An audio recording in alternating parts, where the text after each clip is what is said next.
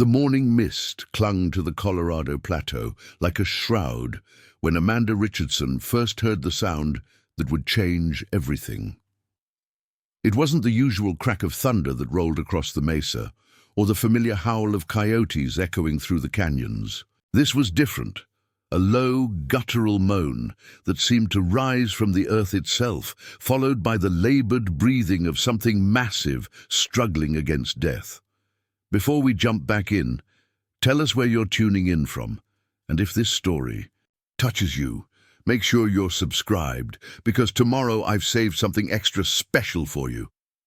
Amanda had been collecting medicinal herbs in the pre-dawn darkness, her worn leather satchel already half filled with sage, wild mint, and the precious echinacea that grew only in the shadowed crevices of the red rock formations. At 28, she had spent the better part of a decade learning the healing properties of every plant that sprouted from this harsh, unforgiving landscape.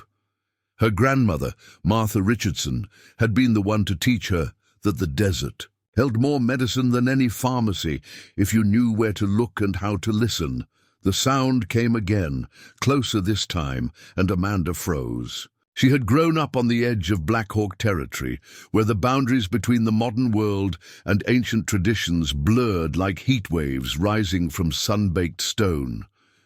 Her family's ranch sat on land that had been Richardson property for 3 generations, but everyone knew the real owners of this place. The Black Hawk Nation had called these mesas home for centuries before any white settler had ever set foot on the red dirt. Following the sound meant leaving the safety of familiar territory. It meant crossing into the sacred grounds that even the most respectful neighbors avoided unless specifically invited. But something in that desperate, gasping breath made Amanda's healer instincts override her caution. She adjusted the leather strap of her satchel across her shoulder and began climbing toward the source of the distress. The terrain grew treacherous as she ascended. Loose shale shifted under her boots, and the narrow game trail she followed seemed to disappear entirely in some places, forcing her to navigate by feel in the dim pre-dawn light. The sound grew more urgent with each step. Not just one voice now, but 2 distinct patterns of labored breathing, one deeper and more rhythmic than the other. When Amanda finally crested the ridge, the scene before her stopped her cold. In a shallow depression surrounded by towering red rocks, a massive black stallion lay on its side, its dark coat slicked with sweat and foam. The horse's breathing came in sharp, painful bursts, and she could see the unnatural angle of its left front leg even from 50 yards away. But it was the figure beside the horse that made her heart skip. A man knelt in the dirt next to the fallen animal, his long black hair hanging loose around his shoulders, partially obscuring his face. His clothes, traditional leather pants and a beaded shirt, were torn and stained with blood. His left arm hung useless at his side, and Amanda could see the dark stains spreading across his ribs where something had pierced clean through. He was speaking to the horse in a language she didn't recognize, but the tone was unmistakable, gentle, reassuring, heartbroken. The man looked up as she approached, and Amanda found herself staring into eyes the color of storm clouds. Even through his obvious pain, those eyes held a fierce intelligence and something else, a deep, spiritual connection to the suffering animal beside him. He said something in his native tongue, then switched to English, his voice rough with exhaustion. "You should not be here." Amanda ignored the warning and dropped to her knees beside the horse, running her hands along its neck to feel for a pulse. The animal's heart was racing but strong. The leg was definitely broken, but it was a clean break, the kind that could heal if properly set and splinted. "What happened?" she asked, already pulling supplies from her satchel. The man, she could see now that he was probably close to her own age, with the kind of weathered face that came from a lifetime spent outdoors, studied her for a long moment before answering. "Mountain." "Lion," he said simply. Thunder and I were riding the canyon trail when she came out of nowhere, must have been protecting cubs. Thunder reared back, lost his footing on the loose rock. He paused, wincing as he tried to adjust his position. I tried to break his fall, but we both went down hard. Amanda nodded, her hands now working methodically to examine the horse's injured leg. Thunder. It was a good name for this magnificent animal. Despite his pain, the stallion remained remarkably calm under her touch, as if he understood she was trying to help. "Your arm's dislocated," she said without looking up from her work. "And you've got at least 3 broken ribs from the looks of that blood. You need medical attention." "Thunder comes first," the man replied, and Amanda heard something in his voice that made her look up. It wasn't just stubbornness or machismo, it was the kind of bond she'd only seen between people who'd saved each other's lives more than once. "I'm Amanda Richardson," she said, pulling a length of rope from her pack, "and right now I'm the only one helping you to get up here, so you're going to have to trust me." The man watched her hands as she began fashioning a makeshift splint from the straight branches she'd collected earlier for walking sticks.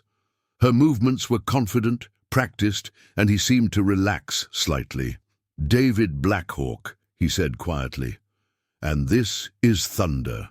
Amanda had heard the name Blackhawk plenty of times. It was one of the most respected families in the tribe, known for their skill with horses and their deep knowledge of the old ways. But she'd never met any of them face to face. The reservation and the surrounding ranchland existed in parallel worlds that rarely intersected, despite sharing the same dramatic landscape. "Well, David Blackhawk," she said, securing the splint around Thunder's leg with careful precision, "your horse is going to live, but he's going to need a lot of rest and care. The question is whether you're going to be around to provide it." She could see him fighting to stay conscious as shock began setting in. The adrenaline that had kept him alert was wearing off, and his body was finally acknowledging the extent of his injuries. Amanda worked quickly, using her knowledge of field medicine to assess his condition. The shoulder needed to be reset immediately, before the muscles tensed up any further. The rib injuries were more concerning. Internal bleeding was always a possibility. "I need to relocate your shoulder," she told him. "It's going to hurt." David nodded, his jaw set in determination. "Do it." Amanda positioned herself behind him, placing her hands carefully on his shoulder and upper arm. On 3. 1. She popped the joint back into place on 1, knowing that the anticipation was often worse than the actual procedure. David's sharp intake of breath was the only sign he gave of the pain, and when it was over, he rolled his shoulder experimentally. "Better," he admitted. The sun was finally beginning to rise, painting the red rocks in brilliant shades of gold and orange. In the growing light, Amanda could better assess their situation. They were at least 2 miles from any road, in terrain too rough for vehicles. Getting Thunder down from this ridge would require careful planning and probably additional help. "Can you ride?" she asked. David shook his head. "Not safely, and I won't leave Thunder." Amanda had expected that answer. She pulled her cell phone from her pocket, but as she'd feared, there was no signal this deep in the canyon country. They were truly on their own. "All right," she said, settling cross-legged in the dirt between David and Thunder. "Then we wait for help to find us, or we figure out another way down. But first, I'm going to clean those cuts and see what I can do about your ribs." As Amanda worked, cleaning wounds with the antiseptic herbs from her collection and binding David's ribs with strips torn from her own shirt, she became aware that something significant was happening. This wasn't just a random rescue in the wilderness. The careful way David spoke to Thunder, the reverent manner in which he handled every piece of traditional gear scattered around the crash site, the spiritual weight of this place itself. All of it suggested she had stumbled into something much more important than a simple riding accident. Thunder raised his massive head and nickered softly, and David reached out to stroke the horse's neck with his good hand. The gesture was so gentle, so full of mutual trust and affection, that Amanda felt something shift in her chest. She had always loved animals, had always felt more comfortable in the wild places than in town, but this was different. This was a connection that went deeper than companionship. It was partnership in the truest sense. "How long have you had him?" she asked. "Since we were both young," David replied. "Thunder chose me when I was 16. My grandfather said it was a sign, that Thunder was meant to carry me through whatever trials were coming." Amanda continued, her work in thoughtful silence, applying a poultice of crushed willow bark to reduce inflammation in Thunder's leg. The horse remained perfectly still throughout the treatment, as if he understood exactly what she was doing and why. As the morning sun climbed higher, painting the canyon walls in deeper shades of red and gold, Amanda realized that everything about this encounter felt like destiny. She had been in exactly the right place at exactly the right time, with exactly the right knowledge and supplies to help. In her grandmother's stories, such coincidences were never really coincidences at all. The heat of midday transformed the canyon into a furnace. But Amanda had found a way to create shade, using David's leather jacket, stretched between two jutting rocks. Thunder's condition had stabilized, though the stallion remained down, conserving energy while his body began the long process of healing. David's color had improved after Amanda cleaned his wounds and gave him water mixed with ground willow bark for pain relief, but she knew his injuries required more than field medicine could provide. "Tell me about Thunder," Amanda said, checking the horse's pulse again. She had learned that keeping David talking helped distract him from his pain, and also gave her valuable information about how to care for his unusual companion. David's weathered and never left Thunder's neck as he spoke. "My grandfather bred him from a line of horses that came down from the war ponies of our ancestors. Thunder's bloodline traces back over 200 years. These aren't just horses, Amanda. They're living history." As if responding to his name, Thunder lifted his great head and fixed his intelligent dark eyes on Amanda. There was something almost human in that gaze, an awareness that seemed to evaluate her not just as a helper, but as a person worthy of trust. Preparing and narrating this story took us a lot of time, so if you are enjoying it, subscribe to our channel. It means a lot to us. Now back to the story. "He's testing you," David observed with a slight smile, despite his obvious discomfort. "Thunder doesn't accept help from just anyone. My grandfather always said the horses of our people could see into a person's heart." Amanda extended her hand slowly, letting Thunder sniff her fingers before gently stroking his forehead. The horse's skin was hot, but no longer clammy with fever sweat. Her herbal treatments were working. "What were you doing out here so early?" she asked. David's expression grew serious. "Thunder and I were heading to the sacred grounds near Eagle's Rest. There's a ceremony coming, one that hasn't been performed in nearly 50 years. The tribal council asked me to prepare Thunder for his role." Amanda had heard whispers about Eagle's Rest, a formation of red rocks that supposedly held special significance for the Black Hawk people. Her grandmother had mentioned it once, saying it was a place where healing and prophecy intersected, where the ancient ways still held power. "What kind of ceremony?" "The gathering of the wounded," David said quietly. "It's called when the tribe faces a crisis that can't be solved by ordinary means. We haven't needed it since the drought of 1973, when the old medicine woman, Sarah Windwalker, led the ritual that brought the rains back." A shadow passed over David's face. "Sarah passed last winter. She was the last one who knew the complete ceremony. Without her knowledge, we're trying to piece together what we can from the stories and the old records, but..." He trailed off, wincing as he shifted position.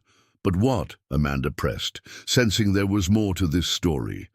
"The ceremony requires a healer who can work with both human and animal spirits.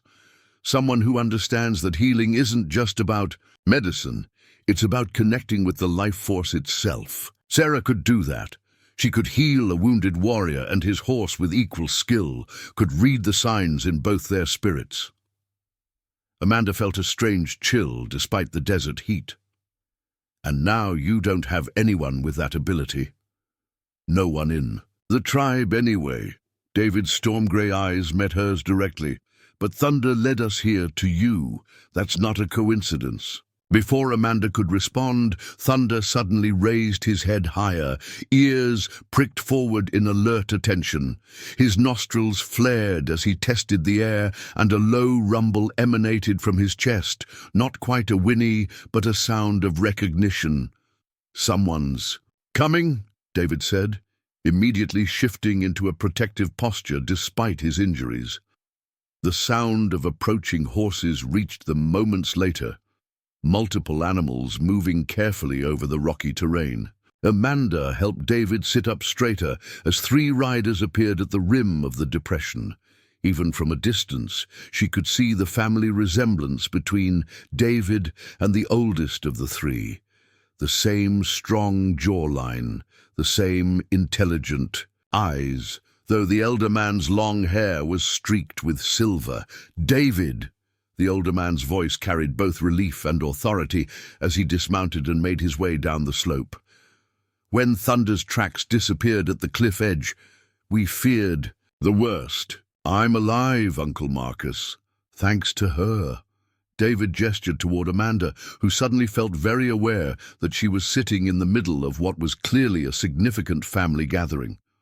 Marcus Blackhawk approached Amanda with the measured courtesy of someone accustomed to navigating delicate diplomatic situations. His weathered face showed decades of responsibility, but his eyes held the same spiritual depth she'd noticed in David. You have our gratitude, he said formally. I am Marcus Blackhawk, David's uncle and current chief of the tribal council. These are my sons, Thomas and Michael. The 2 younger men had already moved to examine Thunder, their hands moving over the horse with practiced expertise. Amanda watched Thomas, who appeared to be about her age, run his fingers along the splint she'd constructed. This is professional work, he said, looking up at her with obvious respect. You know horses. I know healing, Amanda replied simply. The species doesn't matter as much as understanding what the body needs. Michael, the younger of the 2 brothers, knelt beside David to assess his injuries. We need to get you both down from here. The tribal clinic can handle your ribs and that shoulder, but Thunder stays with me, David said firmly. And where? Marcus asked practically. Moving him is going to be difficult, and he'll need specialized care for weeks. Amanda found herself speaking before she'd fully formed the thought. He can come to our ranch. We have the facilities, and I can monitor his recovery. The silence that followed her offer seemed to stretch across the canyon itself. She was suggesting something that crossed not just property lines, but cultural boundaries that had existed for generations. Marcus studied her carefully. That's a generous offer, Miss Richardson. Amanda Richardson. My family's ranch borders. The reservation to the south. I know the Richardson place, Marcus said slowly. Your grandmother was Martha Richardson. Yes, sir. Something shifted in Marcus's expression. Surprise, perhaps, or recognition. Martha Richardson, who helped deliver half the babies on the reservation back in the 60s and 70s. The white woman who learned to use our healing plants. Amanda nodded, suddenly understanding why her grandmother had always spoken of this area with such reverence, why she'd insisted on teaching Amanda not just European herbal traditions, but techniques that seemed to echo older, more indigenous approaches to healing. Your grandmother saved my wife's life when Michael was born, Marcus said quietly. The birth was going wrong, and the nearest hospital was hours away. Martha came without being asked, worked through the night using methods our own medicine. Woman would have recognized, Thomas looked up from where he was carefully examining Thunder's leg. If she's Martha Richardson's granddaughter, Thunder couldn't be in better hands. The plan that emerged over the next hour was more complex than simply moving two injured patients. It required coordination between the tribal emergency services, Amanda's ranch facilities, and a careful negotiation of protocols that hadn't been tested in decades. Thomas and Michael constructed a travois, a traditional horse-drawn stretcher, using materials they'd brought specifically for this possibility. Amanda watched in fascination as they worked, their movements efficient and practiced, clearly the result of extensive training in wilderness rescue techniques. "David's not the only one who rides the dangerous trails," Marcus explained, noting her interest. "Our young men are taught to be prepared for situations like this. The old ways and the modern world have to work together." As they prepared to move Thunder onto the travois, Amanda noticed something remarkable. Despite the obvious discomfort of being lifted and positioned, the great stallion remained calm, trusting. But more than that, he seemed to be actively cooperating, shifting his weight to help rather than fighting the process. "He knows we're trying to help him," she murmured to David, who was being helped onto his own horse by Thomas. "Thunder's been trained for the ceremony," David replied. "He understands that sometimes healing requires submission to a greater purpose." The descent from the ridge took nearly 3 hours, with frequent stops to check on both patients. Amanda rode alongside the travois, monitoring Thunder's breathing and watching for signs of stress. The horse's remarkable calm held throughout the journey, even when the travois had to navigate particularly rough patches of terrain. As they approached the boundaries of the Richardson Ranch, Amanda found herself seeing her family's property through new eyes. The well-maintained fences, the sturdy outbuildings, the large pastures bordered by natural rock formations. It all looked different when viewed as a place where healing across cultural lines might take place. Her father, James Richardson, was waiting at the main gate with the ranch veterinarian, Dr. Elizabeth Kane. Word had somehow traveled ahead of them, and preparations had already been made. "I've set up the recovery stall in the main barn," Dr. Kane reported efficiently. "X-ray equipment is ready, and I've got supplies for setting that fracture properly." James Richardson approached Marcus Blackhawk with the same formal courtesy Marcus had shown Amanda. The two men shook hands with the gravity of a diplomatic meeting. "Your daughter's actions today honor your family's tradition of service to this community," Marcus said. "Amanda's always been drawn to helping where help is needed," James replied. "Martha would be proud." As Thunder was carefully transferred from the travois to the specially prepared stall, Amanda felt the weight of what she'd committed to. This wasn't just about caring for an injured animal. It was about becoming a bridge between two worlds that had coexisted separately for generations. Dr. Kane's examination confirmed Amanda's field diagnosis. The break was clean and would heal well with proper care, but Thunder would need to remain completely stationary for at least 6 weeks, followed by months of careful rehabilitation. "I'll need to stay with him," David announced, despite Marcus's obvious disapproval. "That's not necessary," Dr. Kane began, but David cut her off. "Thunder and I are partners. He won't heal properly without me, and the ceremony—" He looked at his uncle. "The ceremony is only 8 weeks away." Marcus Blackhawk's expression grew troubled. "David, even if Thunder heals completely, training him for the ceremony while he's recovering here, away from the sacred grounds, maybe that's exactly what's needed," Amanda found herself saying. All eyes turned to her, and she felt heat rise in her cheeks, but continued. "I mean, if this ceremony is about bridging different kinds of healing, maybe it makes sense for the preparation to happen in a place where different traditions are already learning to work together." The silence stretched long enough for Amanda to wonder if she'd overstepped some crucial boundary. Then Marcus smiled, the first genuine smile she'd seen from him. Martha Richardson's granddaughter indeed, he said. Very well. David, you may stay to oversee Thunder's care, but you'll follow Dr. Kane's medical instructions completely, and you'll keep me informed of Thunder's progress daily. As the sun began to set over the red rocks, painting the sky in brilliant oranges and purples, Amanda watched David settle into the stall next to Thunder. The warrior had fashioned a simple bed from hay bales and blankets, positioning himself where he could keep one hand on his horse's neck throughout the night. "This is just the beginning, isn't it?" she asked Marcus as they stood watching from the barn entrance. "The ceremony requires a healer who can work with both human and animal spirits," Marcus replied, echoing David's earlier words. "Today, Thunder, have found such a healer. Whether she's ready to accept that calling remains to be seen." 3 weeks into Thunder's recovery, Amanda discovered that healing involved far more than medicine. Each morning began with David performing what he called the greeting, a ritual exchange of breath between him and Thunder that seemed to strengthen both of them.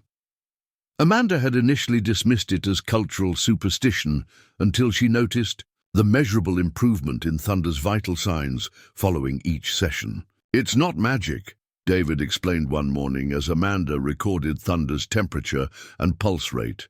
"It's communication. Thunder needs to know that his spirit is still connected to mine, that his purpose hasn't ended just because his body is temporarily limited." Amanda had started keeping detailed notes, not just of Thunder's physical progress, but of these daily interactions between horse and rider. What she documented challenged everything she thought she knew about the healing process. Thunder's fracture was mending ahead of Dr. Kane's most optimistic projections. His appetite had returned completely, and his overall demeanor remained remarkably positive for an animal facing such a long confinement. "You're documenting the ceremony preparation, whether you realize it or not," David observed, watching her write in her leather-bound journal. "I'm documenting medical recovery," Amanda corrected, though something in his tone made her defensive. "The gathering of the wounded isn't performed in isolation," David continued, carefully stretching Thunder's uninjured legs through their daily range of motion exercises. "The healing of the participants is part of the ceremony itself. Thunder's recovery here, with you learning our methods while teaching us yours. This is all part of what needs to happen." Amanda paused in her note-taking. Over the past weeks, she had indeed found herself incorporating techniques she'd never learned in any veterinary manual. The way David positioned his hands when checking Thunder's leg had taught her to feel for subtle changes in muscle tension. The herbal combinations he suggested had proven more effective than anything in her grandmother's extensive notes. "Tell me about this ceremony," she said, settling cross-legged in the straw beside Thunder's massive head. The stallion had grown, comfortable with her presence, often resting his muzzle against her shoulder while she worked. David hesitated, and Amanda sensed she was asking about something deeply sacred. "I can only share what's appropriate for someone outside the tribe to know," he said finally. "The gathering of the wounded is called when our people face a crisis that threatens not just our physical survival, but our spiritual continuity. It's about healing the connections between all living things, humans, animals, the land itself. What's the crisis now?" "The young people are leaving." David's voice carried a weight of sadness Amanda hadn't heard before. "Not just for education or jobs. That's always happened. They're leaving and not coming back, not just physically but spiritually. They're losing connection to who we are, to the responsibilities that come with being Black Hawk people." Amanda watched David's face as he spoke, seeing for the first time the burden he carried as someone trying to bridge ancient traditions with modern realities. "The ceremony requires a demonstration that our ways still have power, that they can still heal what seems impossible to heal." A warrior and his horse, injured beyond what normal medicine can fix, restored not just to health, but to their full spiritual purpose. That's what the people need to see. And if it doesn't work, David met her eyes directly. Then maybe it's time for the old ways to fade away completely. That afternoon, Amanda was surprised to find her father deep in conversation with Marcus Blackhawk at the kitchen table, maps and documents spread between them. Both men looked up as she entered, their expressions serious but not unwelcoming. "We need to discuss the ceremony site," Marcus said without preamble. "The traditional location at Eagle's Rest has been compromised by recent rock slides. It's no longer safe for a gathering of this size." James Richardson pointed to a section of the map that showed the border between the ranch and reservation lands. "This area has always been considered neutral ground. There's a natural amphitheater formation here, with good access for both communities." Amanda recognized the location, a beautiful depression surrounded by red rock walls, where she'd often gone as a child to think and be alone. "That's on our property," she said. "Technically, yes," her father replied. "But your grandmother always considered it borrowed land. She used to say it belonged to whoever needed it for healing." Marcus nodded slowly. Martha understood the old boundaries better than most. If the ceremony were held there, it would be symbolically appropriate. "What exactly does this ceremony involve?" Amanda asked, taking a seat at the table. The two older men exchanged glances before Marcus answered. "The central element is a demonstration of healing that transcends ordinary understanding. Traditionally, a warrior who has been injured beyond the ability of regular medicine to heal is restored through a combination of plant medicine, spiritual practice, and the healing power of his horse partner." "Thunder's injury wasn't beyond regular medicine," Amanda pointed out. "No," Marcus agreed, "but the spiritual wound that caused the accident, the disconnection from purpose that led Thunder to lose his footing at a familiar trail, that requires a different kind of healing." Amanda felt a chill of recognition. In her weeks of caring for Thunder, she had begun to sense something beyond physical trauma. The great stallion carried himself differently than other horses, as if he bore the weight of some unspoken responsibility. "There's something else," James said quietly. "The ceremony traditionally requires a healer who can work with both human and animal spirits, someone who stands between worlds." Amanda suddenly understood why the conversation felt so loaded with unspoken meaning. "You're talking about me." "We're talking about what Thunder seems to have chosen," Marcus corrected gently. "A horse like Thunder doesn't bond with someone accidentally. He's never allowed anyone but David to touch him before now." That evening, Amanda sat alone with Thunder while David attended a tribal council meeting. The stallion had been restless all day, shifting his weight and testing his healing leg despite the strict rest orders. As darkness fell, his agitation increased. "What is it, boy?" Amanda murmured, running her hands along his neck in the soothing patterns David had taught her. Thunder turned his great head toward the open barn door, ears pricked forward intently. Amanda followed his gaze, but saw nothing in the darkness beyond the yard lights. Then she heard it, a sound that raised the hair on her arms, low and mournful, and definitely not human.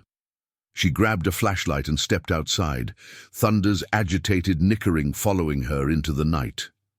The sound came again, closer now, and Amanda realized it was coming from the direction of the ceremony site her father and Marcus had discussed. Against her better judgment, she found herself walking toward the sound. The quarter moon provided just enough light to navigate the familiar path, and something deeper than curiosity drove her forward.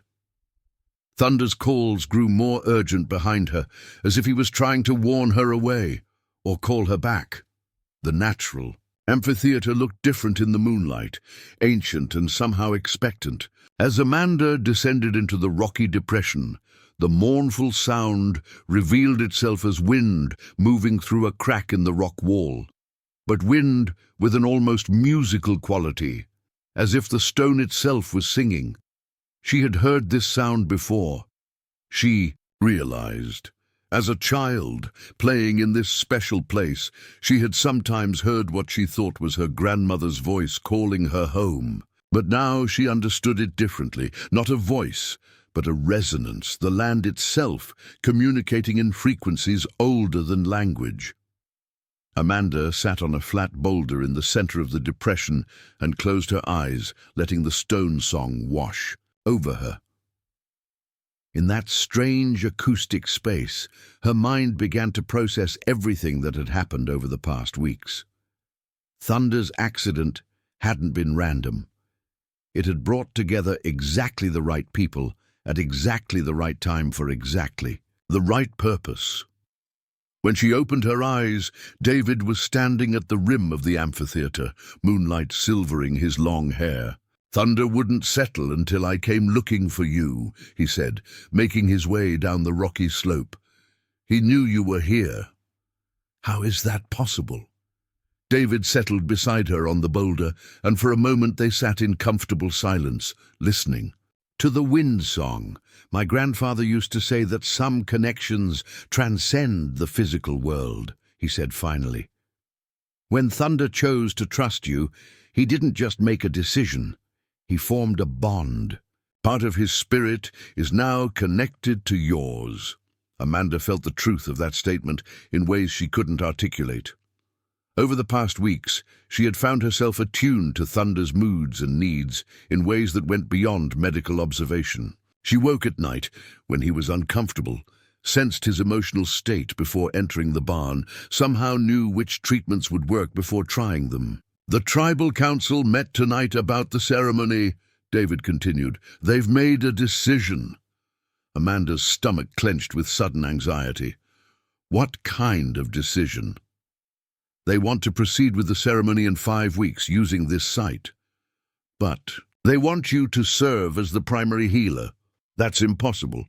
I'm not part of your tribe. I don't know the rituals." "You know healing," David interrupted gently, "and Thunder has chosen you. In the old days, that would have been enough. The spirits don't recognize political boundaries."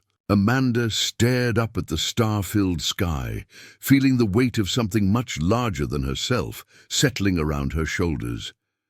"What if I can't do it? What if I fail, and Thunder doesn't heal completely, and your people lose faith in the old?" "Ways, then we'll have tried with honor," David replied. "But I don't think you'll fail. Thunder's recovery so far has been remarkable, not just physically but spiritually. He's found his purpose again, and I think you've found yours."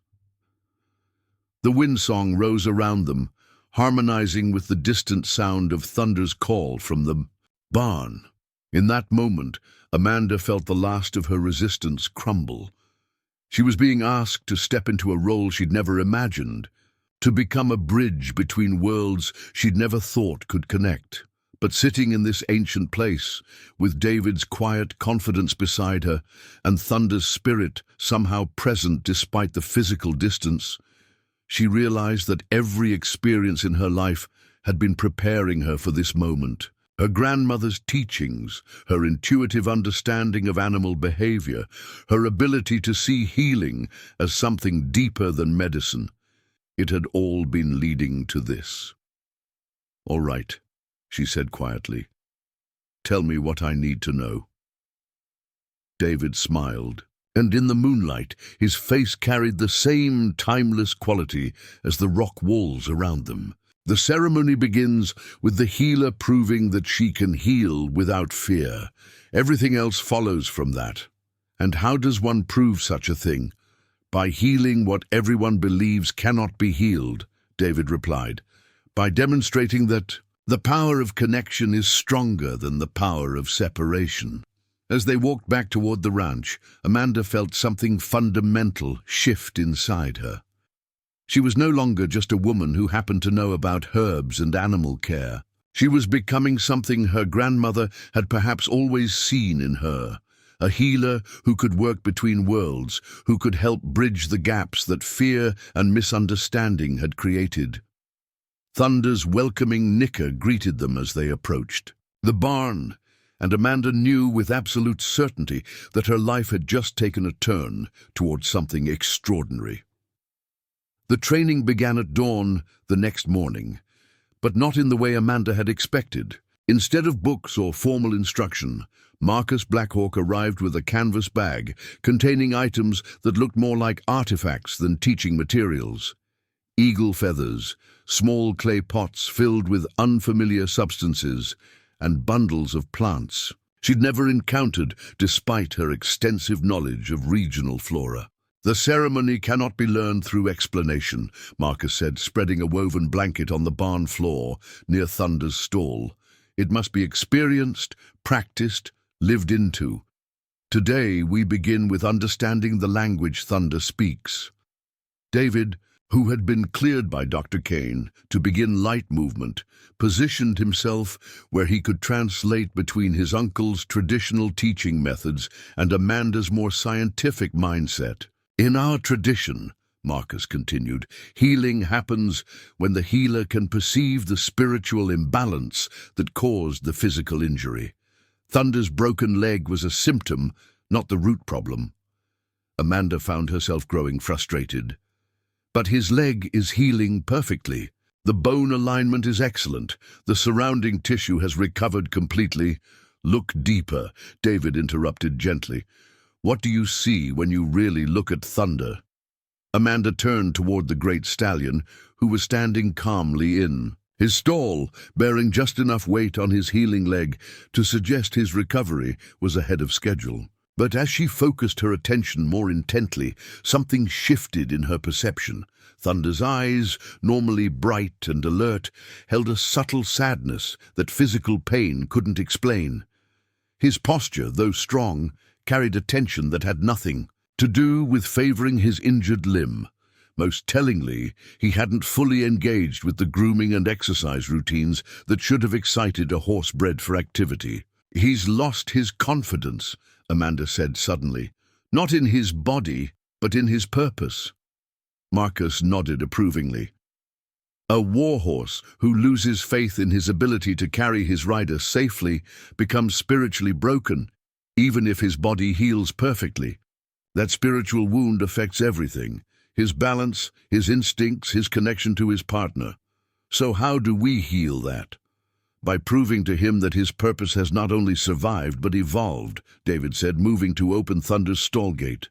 "The traditional ceremony involves a demonstration of trust that goes beyond anything Thunder has experienced before." Over the following hours, Amanda learned that Blackhawk healing practices involved levels of intuitive communication she'd never imagined. Marcus taught her to read the subtle changes in Thunder's breathing that indicated emotional states, to recognize how the horse's posture shifted in response to different types of energy and intention. "Every living being broadcasts their spiritual condition," Marcus explained, as Amanda practiced moving her hands along Thunder's neck without actually touching. "Healers learn to receive and interpret those broadcasts." To Amanda's amazement, she could feel something, a warmth that seemed to emanate from Thunder's body even at a distance of several inches, variations in intensity that corresponded to his level of comfort and trust. "This is impossible," she murmured, yet the sensation was undeniably real. "Your grandmother understood this," Marcus said. "She learned to work with energy fields during the years she spent helping our people. It's not magic. It's a sensitivity that some people are born with and others can develop through practice." The afternoon brought a different kind of lesson. Thomas and Michael Blackhawk arrived with a group of young people from the tribe, teenagers and young adults who Marcus explained would participate in the ceremony as witnesses and assistants. "The gathering of the wounded isn't performed for the benefit of the injured alone," Marcus said, as the group assembled in the barn. "It's meant to demonstrate to the entire community that healing is possible, that the old ways still have power to restore what seems permanently broken." Amanda studied the faces of the young tribal members, seeing skepticism mixed with curiosity. These were people caught between worlds, raised with traditional values, but living in a modern context that often seemed to make those values irrelevant. "Some of them think this is all superstition," David said quietly, noting her observation. "They're here because Marcus asked them to come, but they don't really believe that ceremony can heal anything that modern medicine can't." One young woman, who introduced herself as Sarah Windcatcher, stepped forward with obvious reluctance. "My great-grandmother was the last medicine woman," she said directly to Amanda. "I've heard the stories about spiritual healing all my life, but I've never seen anything that couldn't be explained by psychology or the placebo effect." Amanda appreciated the honest challenge. "I wouldn't have believed it either until I started working with thunder. There are things happening here that I can't explain scientifically, but they're measurably real." "Like what?" asked a young man named Robert Crow Feather, his tone skeptical but not hostile. Amanda looked at David, who nodded encouragingly. "Thunder's recovery rate has exceeded every medical projection. But more than that, he's responding to treatments based on techniques your uncle taught me, techniques I've never encountered in any veterinary literature." She moved to Thunder's stall and demonstrated the energy reading process Marcus had taught. "When I hold my hands here, I can feel changes in what I can only call his spiritual state. When those changes are positive, his physical healing accelerates." The young people exchanged glances, clearly torn between wanting to dismiss what they were seeing and recognizing that something unusual was indeed taking place. "Prove it," Sarah said simply. Marcus smiled at his great-niece's directness. "That's exactly what the ceremony is designed to do. But first, Amanda must complete her preparation."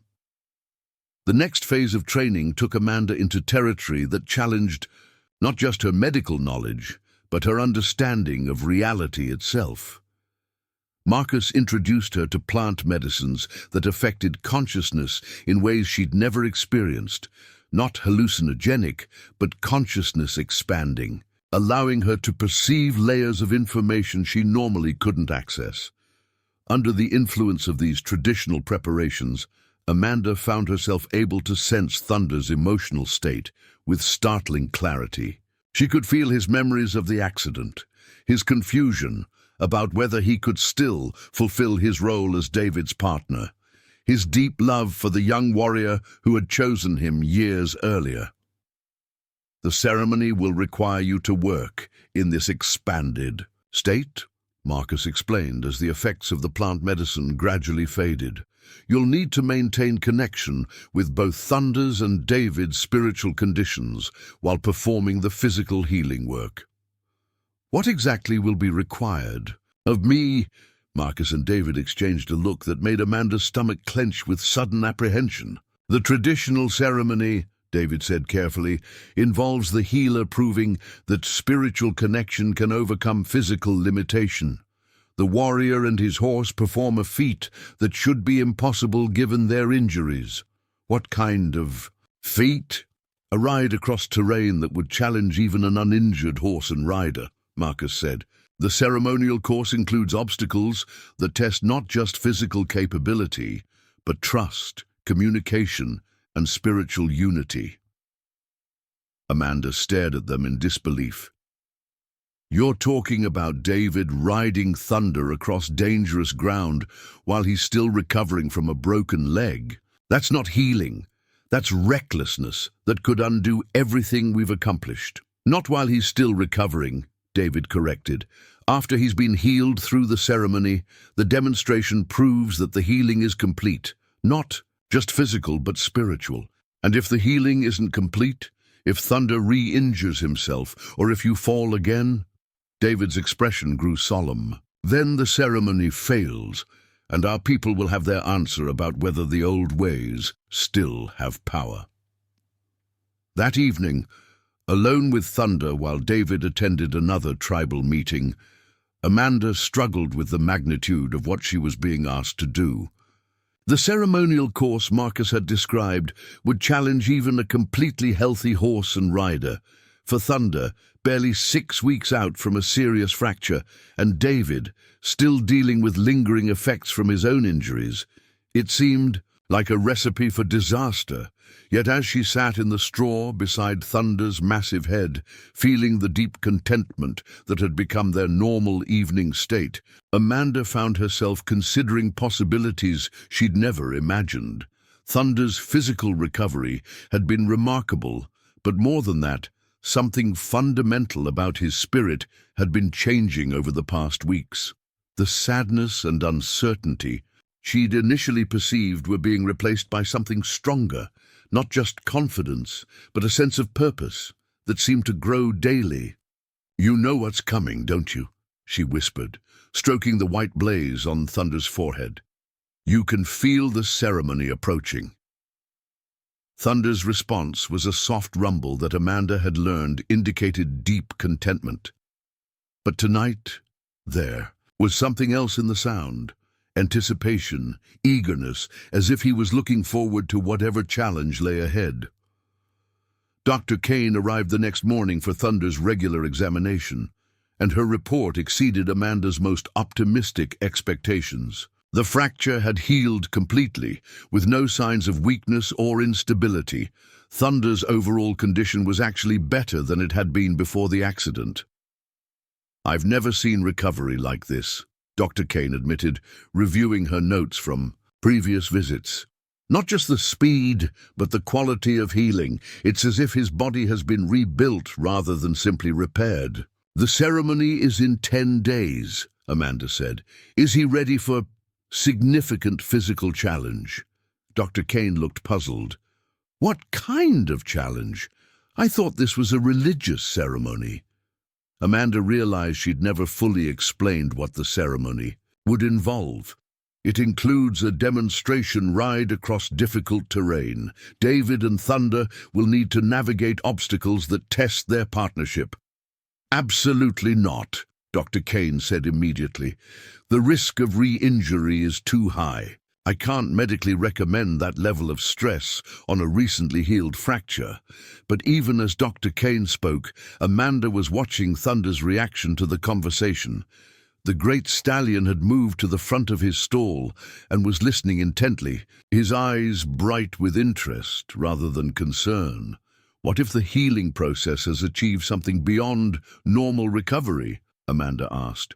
"What if Thunder is actually stronger now than he was before the accident?" Dr. Kane's expression suggested she thought Amanda was losing her grip on reality. "That's not how healing works. Bones can heal completely, but they don't become stronger than they originally were."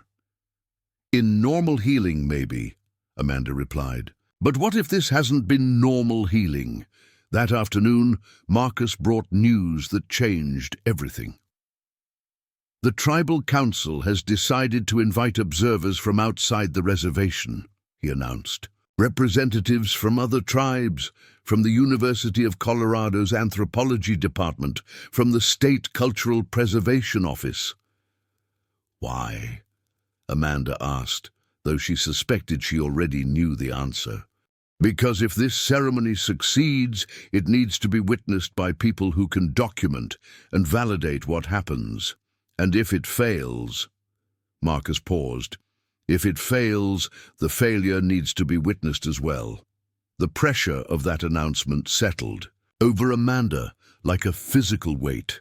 She wasn't just being asked to participate in a private tribal ceremony. She was being asked to demonstrate in front of academic observers and cultural authorities that spiritual healing could achieve results that defied medical understanding. "There's something else," David added quietly. "Word has spread to other reservations about what's happening here. Several other tribes are sending delegations to observe. If this works, it could inspire a revival of traditional healing practices across the region." Amanda looked at Thunder, who had been following the conversation with obvious intelligence. The stakes had just escalated beyond anything she'd imagined when she'd first found the injured warrior and his horse on that misty morning weeks earlier. "And if it doesn't work?" she asked. "Then a lot of people will have confirmation that the old ways are just superstition," Marcus said simply.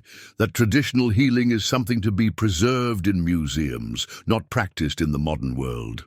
As the sun set over the red rocks, Amanda realized she was standing at a crossroads that would affect not just her own life, but the spiritual future of an entire people. In 10 days, she would either prove that healing could transcend the boundaries of conventional medicine, or she would publicly fail in front of observers who could influence indigenous cultural practices across the entire region. The weight of that responsibility should have been crushing. Instead, as thunder nickered softly in recognition of her presence, Amanda found herself filled with a strange sense of certainty. Whatever was going to happen in 10 days, she and Thunder would face it together. The ceremonial preparations began, 5 days before the gathering of the wounded, transforming the Richardson Ranch into something Amanda barely recognized. Members of 7 different tribes arrived throughout the week, each group bringing their own traditions and expectations. The natural amphitheater that would serve as the ceremony site became a carefully orchestrated blend of ancient ritual and modern logistics. Amanda found herself at the center of diplomatic complexities she'd never imagined. Each tribal delegation had their own understanding of what the ceremony should accomplish, and not all of them agreed with the Black Hawk approach. The Navajo representatives are concerned about protocol, Marcus explained during one of their daily planning meetings.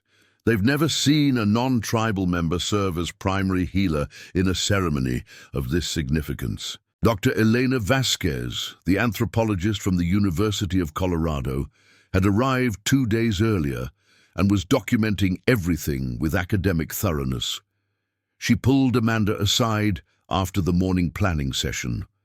"I need you to understand what you're attempting here," Dr. Vasquez said, her tone both respectful and concerned. "If this ceremony succeeds in demonstrating measurable healing beyond current medical understanding, it will challenge fundamental assumptions about consciousness, spirituality, and the nature of reality itself. And if it fails, then you'll have provided documentation that traditional healing practices, while culturally significant, don't produce results that exceed placebo effects and natural recovery processes." Amanda felt the weight of scientific scrutiny adding another layer to her already overwhelming responsibilities. "What do you think will happen?" Dr. Vasquez studied her carefully.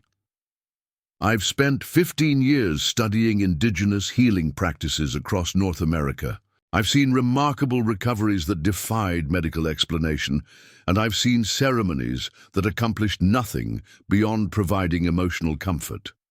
What makes this different is the controlled conditions and the level of documentation we'll have." That afternoon brought an unexpected challenge. Thunder, who had been progressing steadily toward full mobility, suddenly seemed to regress. He favored his healed leg more than he had in weeks, moved with obvious stiffness, and displayed an agitation that Amanda hadn't seen since the early days of his recovery. Dr. Kane's emergency examination revealed no physical problems. The bone had healed perfectly, there was no inflammation or infection, and all of Thunder's vital signs were normal, yet the stallion's distress was unmistakable. "It's not physical," David said, running his hands along Thunder's neck with familiar expertise. "Something's wrong, spiritually." Amanda had learned enough about energy reading to sense what David meant. Thunder's spiritual field, which had grown stronger and more coherent over the weeks of recovery, now felt chaotic and uncertain. "He's picking up on the tension around the ceremony," Marcus diagnosed after spending an hour observing Thunder's behavior. "All these people, all these different energies and expectations, it's overwhelming him." "Can we fix it?" Amanda asked. "Not fix," Marcus corrected. "Harmonize. Thunder needs to understand that all these different groups are here to support the same goal, not to create conflict." What followed was unlike anything Amanda had ever witnessed. Marcus orchestrated a gathering in the amphitheater that evening. bringing together representatives from all 7 tribes, along with the academic observers and local participants. But instead of discussion or planning, he led what he called an evening of shared intention. Each group was invited to share a traditional song or chant that embodied their understanding of healing. The Navajo delegation offered a haunting melody about restoring balance. The Cherokee representatives contributed a powerful rhythmic chant about the connection between all living things. Even Dr. Vasquez and her team were invited to share something, leading them to offer a simple statement about the pursuit of truth through respectful observation.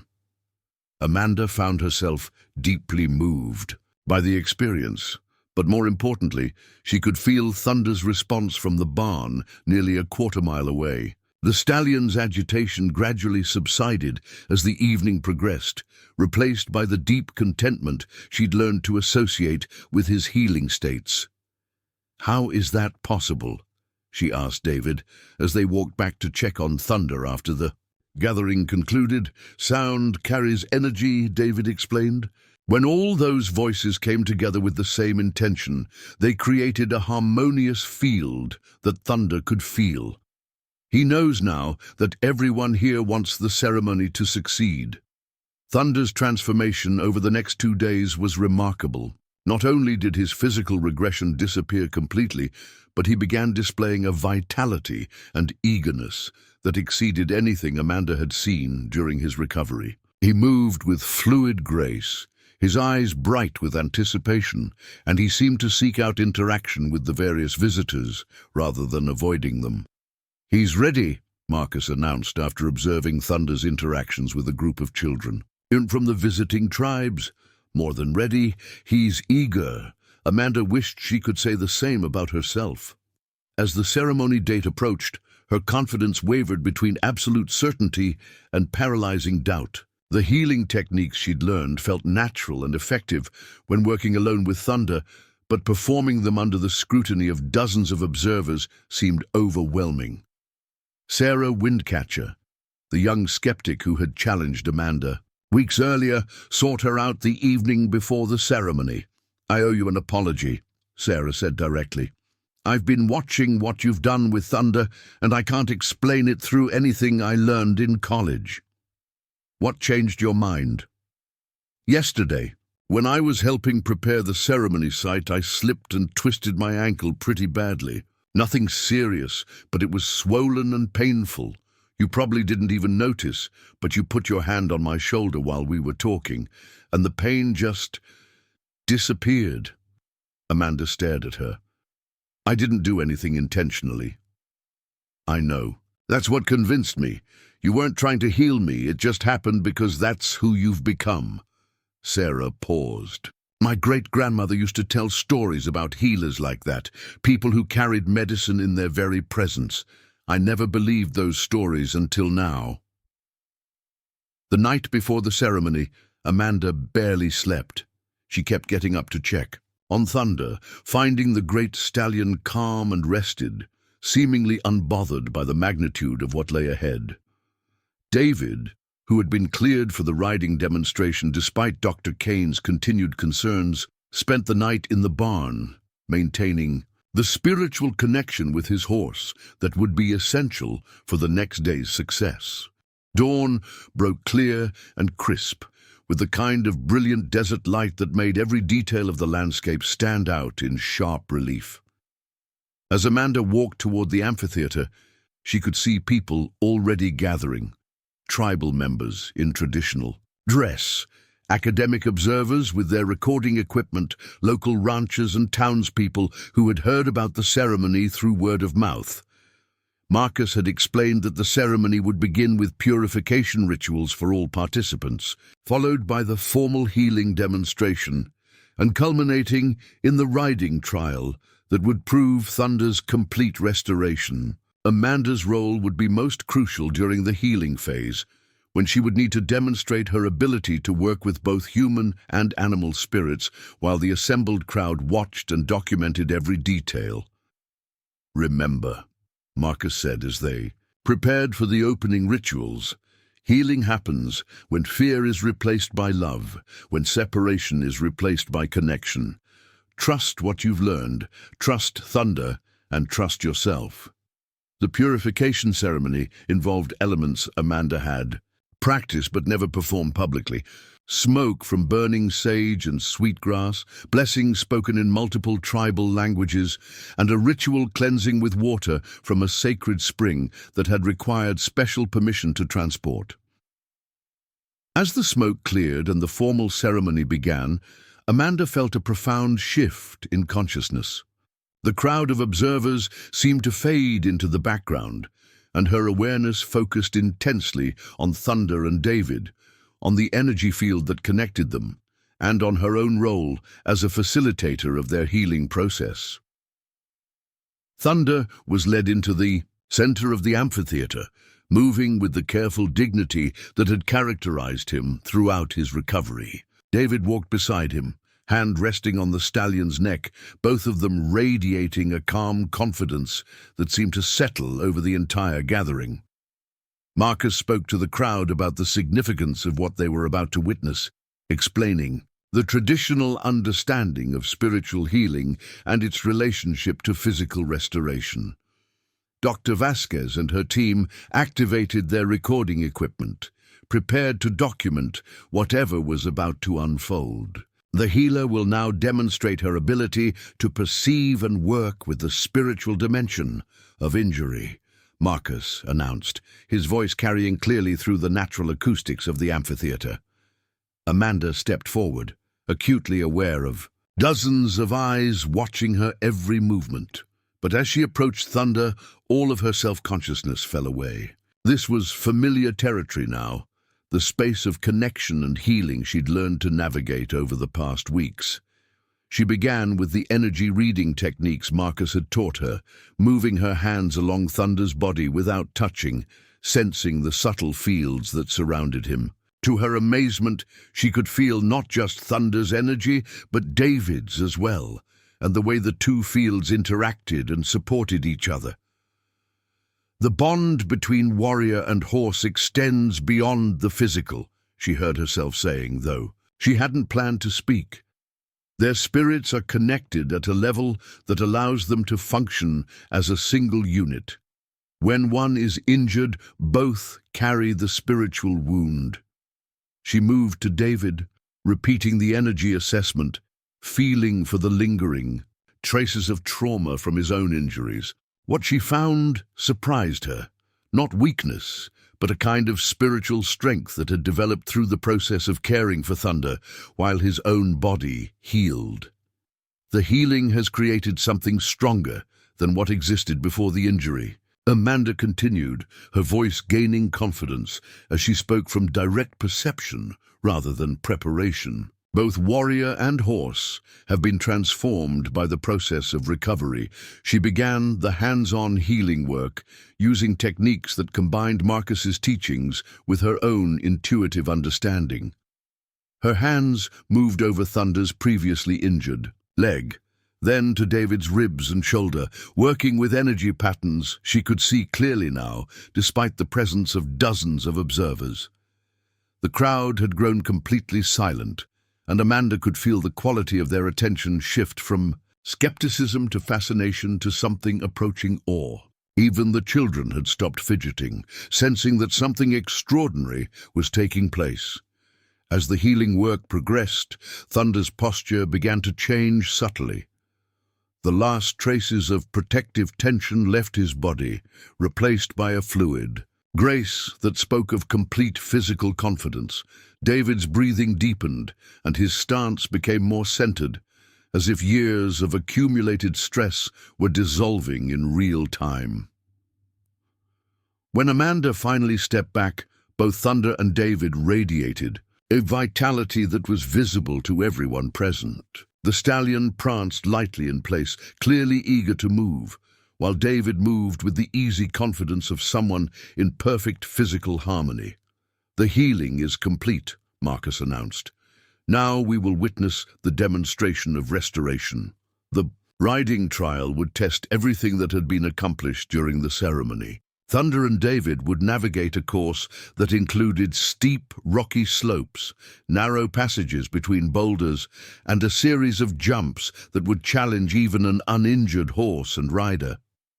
As David swung into the saddle, the connection between horse and rider was immediately apparent. They moved as one entity, Thunder responding to David's intentions before they were translated into physical cues. The crowd watched in breathless silence as the pair approached the first obstacle, a steep climb up a rocky slope that required precise footing and absolute trust between horse and rider. Thunder ascended with fluid grace, each step perfectly placed, his healing leg showing no sign of weakness or hesitation. Amanda found herself holding her breath as they navigated the narrow passage between two massive boulders, a test that required Thunder to trust completely in David's guidance while maneuvering through spaces that offered no room for error. But it was the final jump, a leap across a gap between rock formations that seemed impossibly wide, that would prove whether the healing had truly restored Thunder to his full capabilities. David and Thunder approached the jump with gathering speed, moving in perfect synchronization. At the moment of takeoff, they seemed to hang in the air longer than physics should have allowed, horse and rider united in an expression of pure power and grace. They landed cleanly on the far side, and the crowd erupted in spontaneous applause and cheers, but Amanda barely heard the celebration. She was watching Thunder and David in the moments after the jump, seeing in their relaxed confidence that they had not just completed a difficult trial, they had joyfully demonstrated their complete restoration to each other and to themselves. Dr. Vasquez approached Amanda with an expression of scientific bewilderment. "I've documented everything," she said quietly. "I have no idea how I'm going to explain it, but I've documented it all."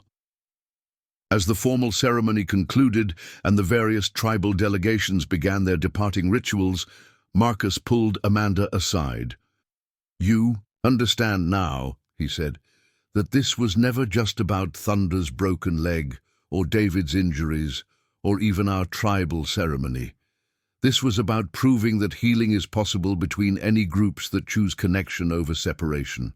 Amanda looked out over the gathering, watching members of different tribes sharing food and stories with academic researchers and local ranchers, all of them united by having witnessed something that transcended their usual categories of understanding.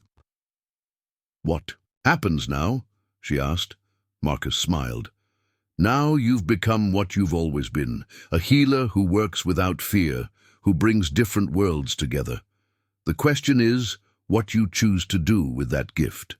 As the sun set over the red rocks, painting the amphitheater in brilliant gold and crimson, Amanda knew that her life had been permanently transformed. She was no longer just Amanda Richardson who happened to know about healing.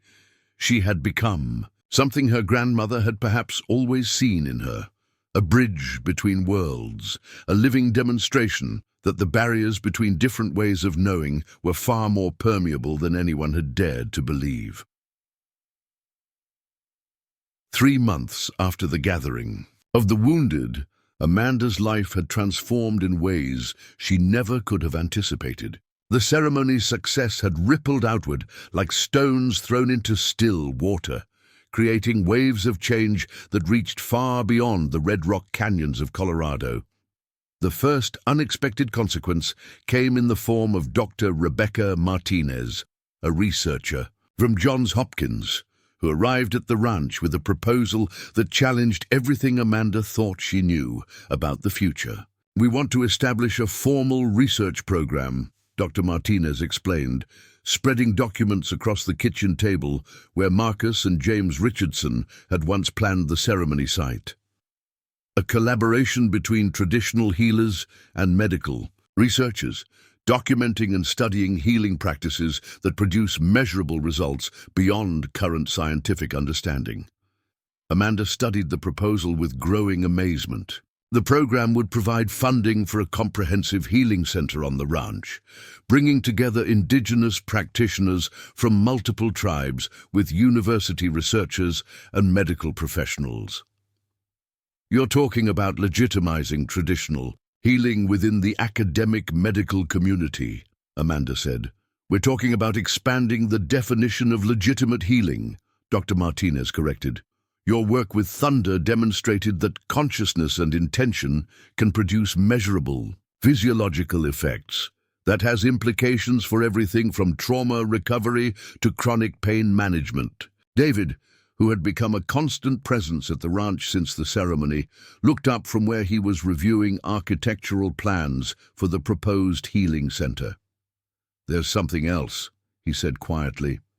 7 different reservations have formally requested that Amanda train healers from their tribes. The Cherokee Nation wants to revive their animal healing traditions. The Lakota are asking her to work with their veterans recovery programs. Amanda felt the familiar mixture of excitement and overwhelming responsibility that had become her constant companion.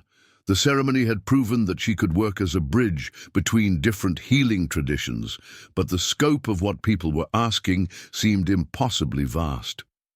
I don't know enough yet, she protested. I'm still learning, still figuring out how any of this works. Marcus, who had been quietly observing the conversation, smiled with the patient wisdom that had guided her through her initial training. That's exactly why you're the right person for this work, he said. A healer who thinks she knows everything stops learning. A healer who knows she's always learning keeps growing. Thunder's recovery had continued to exceed all expectations. Not only had his leg healed completely, but his overall condition and abilities had reached levels that surpassed his pre-injury state.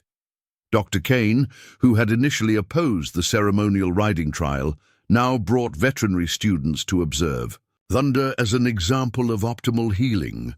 I've never seen anything like it, Dr. Kane admitted during one of these teaching visits. The bone density at the fracture site is actually higher than in the surrounding bone. His muscle development is superior to horses half his age.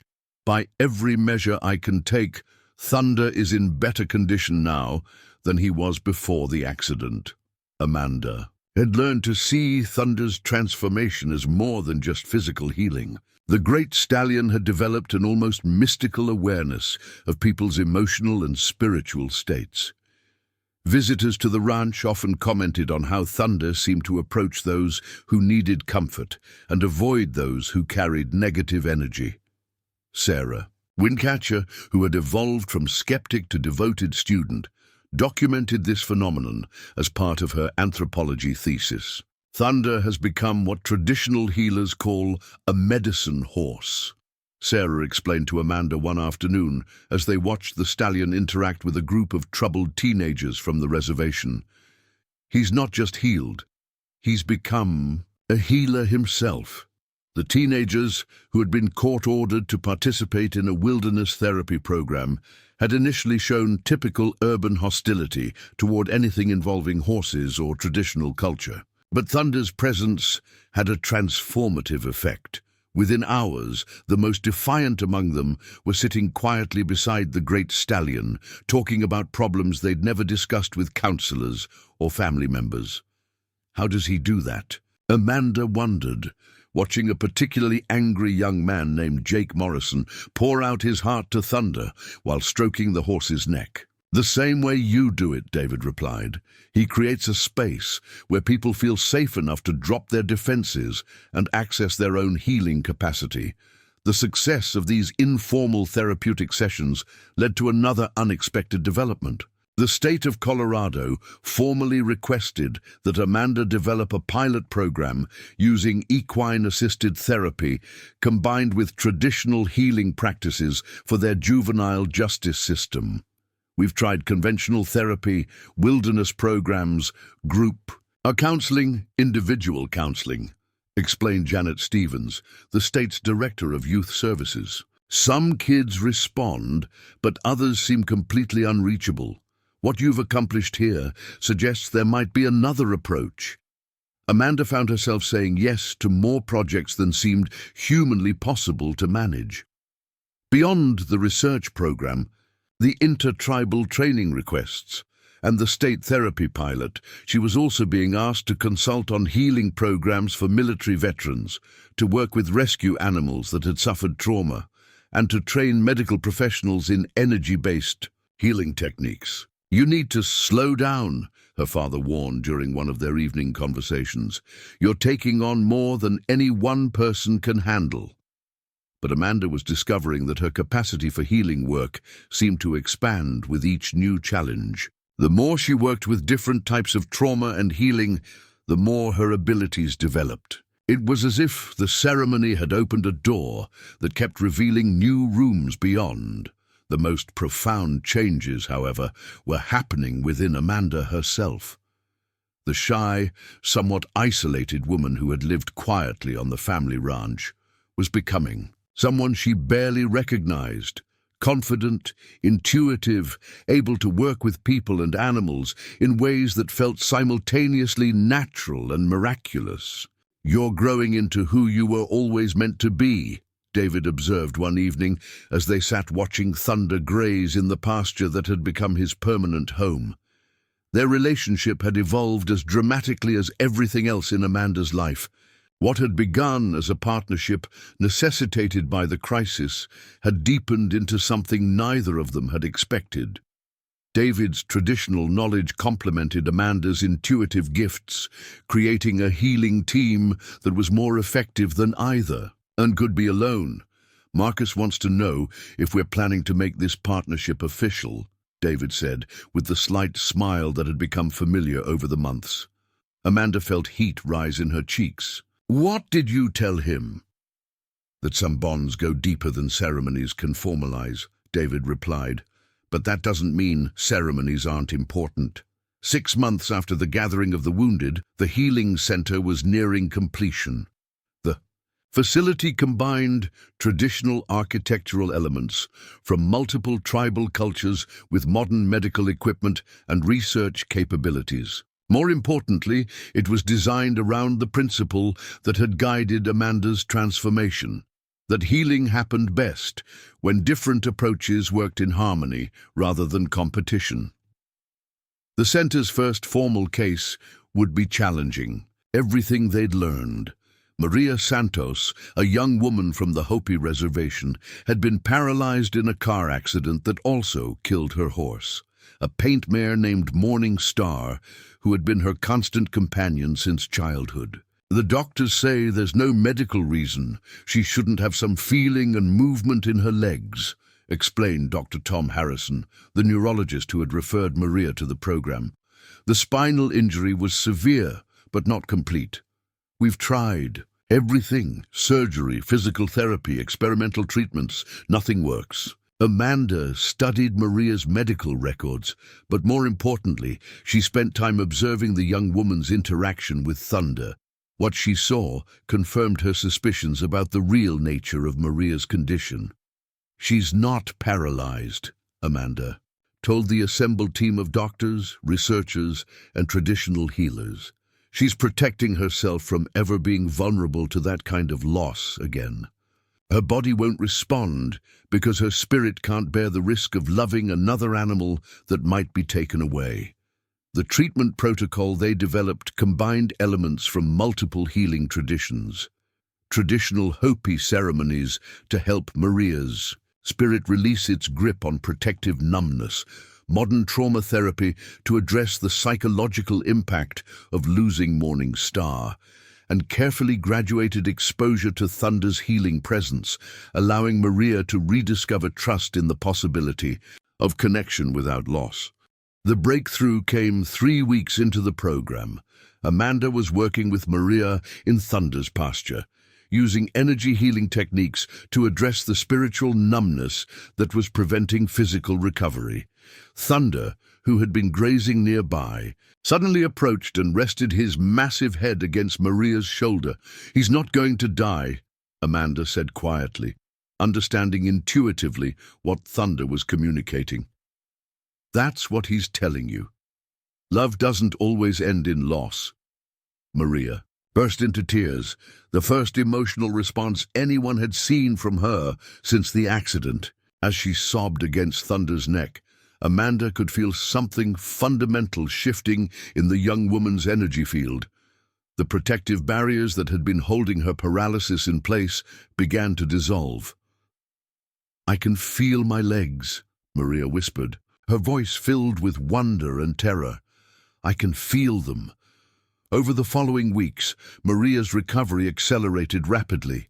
But more than regaining physical function, she was rediscovering her ability to form emotional connections without being paralyzed by the fear of loss. "What you've accomplished here," Dr. Martinez told Amanda as they reviewed Maria's case files, "is going to revolutionize our understanding of the relationship between emotional trauma and physical symptoms." But Amanda was more interested in Maria's growing relationship with Thunder than in the research implications. The young Hopi woman had begun riding again, tentatively at first, then with increasing confidence and joy. "Thunder's teaching her that some connections are strong enough to survive anything," David observed, watching Maria and Thunder navigate a simple obstacle course that would have been impossible for her months earlier. As Amanda's first year as a formal healer drew to a close, she found herself reflecting on the journey that had brought her to this point. The scared woman who had stumbled across an injured warrior and his horse seemed like a different person entirely. The healing center was now operating at full capacity, with waiting lists of people seeking treatment that combined traditional and modern approaches. Amanda had trained 17 healers from 8 different tribes, collaborated with researchers from 12 universities, and developed treatment protocols that were being implemented across the country. But the most meaningful measure of success wasn't found in statistics or research publications. It was in moments like watching Jake Morrison, the angry teenager who had first opened up to Thunder, graduate from high school and announce his intention to study veterinary medicine, or seeing Maria Santos compete in her first horse show since her accident, riding with a joy and confidence that had seemed permanently lost. "You've become exactly what Thunder saw in you that first morning," Marcus told Amanda as they stood, watching the sunset paint the red rocks in brilliant colors. "A healer who works without fear, who brings healing to the broken places between different worlds." Thunder approached from across the pasture, moving with the fluid grace that had become his signature since the ceremony. At 15 years old, he was in the prime of his life, stronger and more vibrant than horses half his age. "He's getting ready for another ceremony," David observed, noting the particular alertness in Thunder's posture that indicated spiritual preparation. "What kind of ceremony?" Amanda asked. Marcus smiled with the mysterious expression she'd learned to associate with surprises that would change her life. "The kind where a healer and a warrior make their partnership official," he said. "Thunder's been chosen to carry both of you in the wedding ceremony that will unite not just 2 people, but 2 ways of understanding the world." As if responding to his name, Thunder nickered softly and moved to stand between Amanda and David, resting his great head against Amanda's shoulder in the gesture that had become their signature connection. Amanda felt the familiar sensation of spiritual alignment that indicated everything was exactly as it should be. She had saved a dying warrior and his horse, and in doing so had discovered that healing was not just about mending what was broken, but about revealing the connections that had always existed beneath the surface of separation. In the distance, the evening wind began its ancient song through the red rocks, carrying the promise of whatever healings tomorrow would bring. And Thunder, the horse who had chosen a bridge builder for his healer, stood ready to carry them all toward whatever miracles lay ahead. 1 year after the healing center opened, Amanda faced her greatest challenge yet, not in healing others, but in confronting the limits of her own abilities. The crisis arrived in the form of Dr. Samuel Chen, a neurosurgeon from Boston Children's Hospital, carrying the medical files of his 8-year-old daughter Lucy. Conventional medicine has failed her, Dr. Chen said, his professional composure barely containing parental desperation. Lucy was born with a rare neurological condition that affects her ability to process sensory information. She lives in constant pain because her nervous system can't filter stimuli properly. Every sound, every touch, every light feels like an assault. Amanda studied the complex medical records, noting the extensive list of treatments that had been attempted without success. But what concerned her more was Dr. Chen's obvious skepticism about non-traditional healing approaches. "Why did you bring her here if you don't believe in what we do?" she asked directly. Dr. Chen's facade cracked slightly.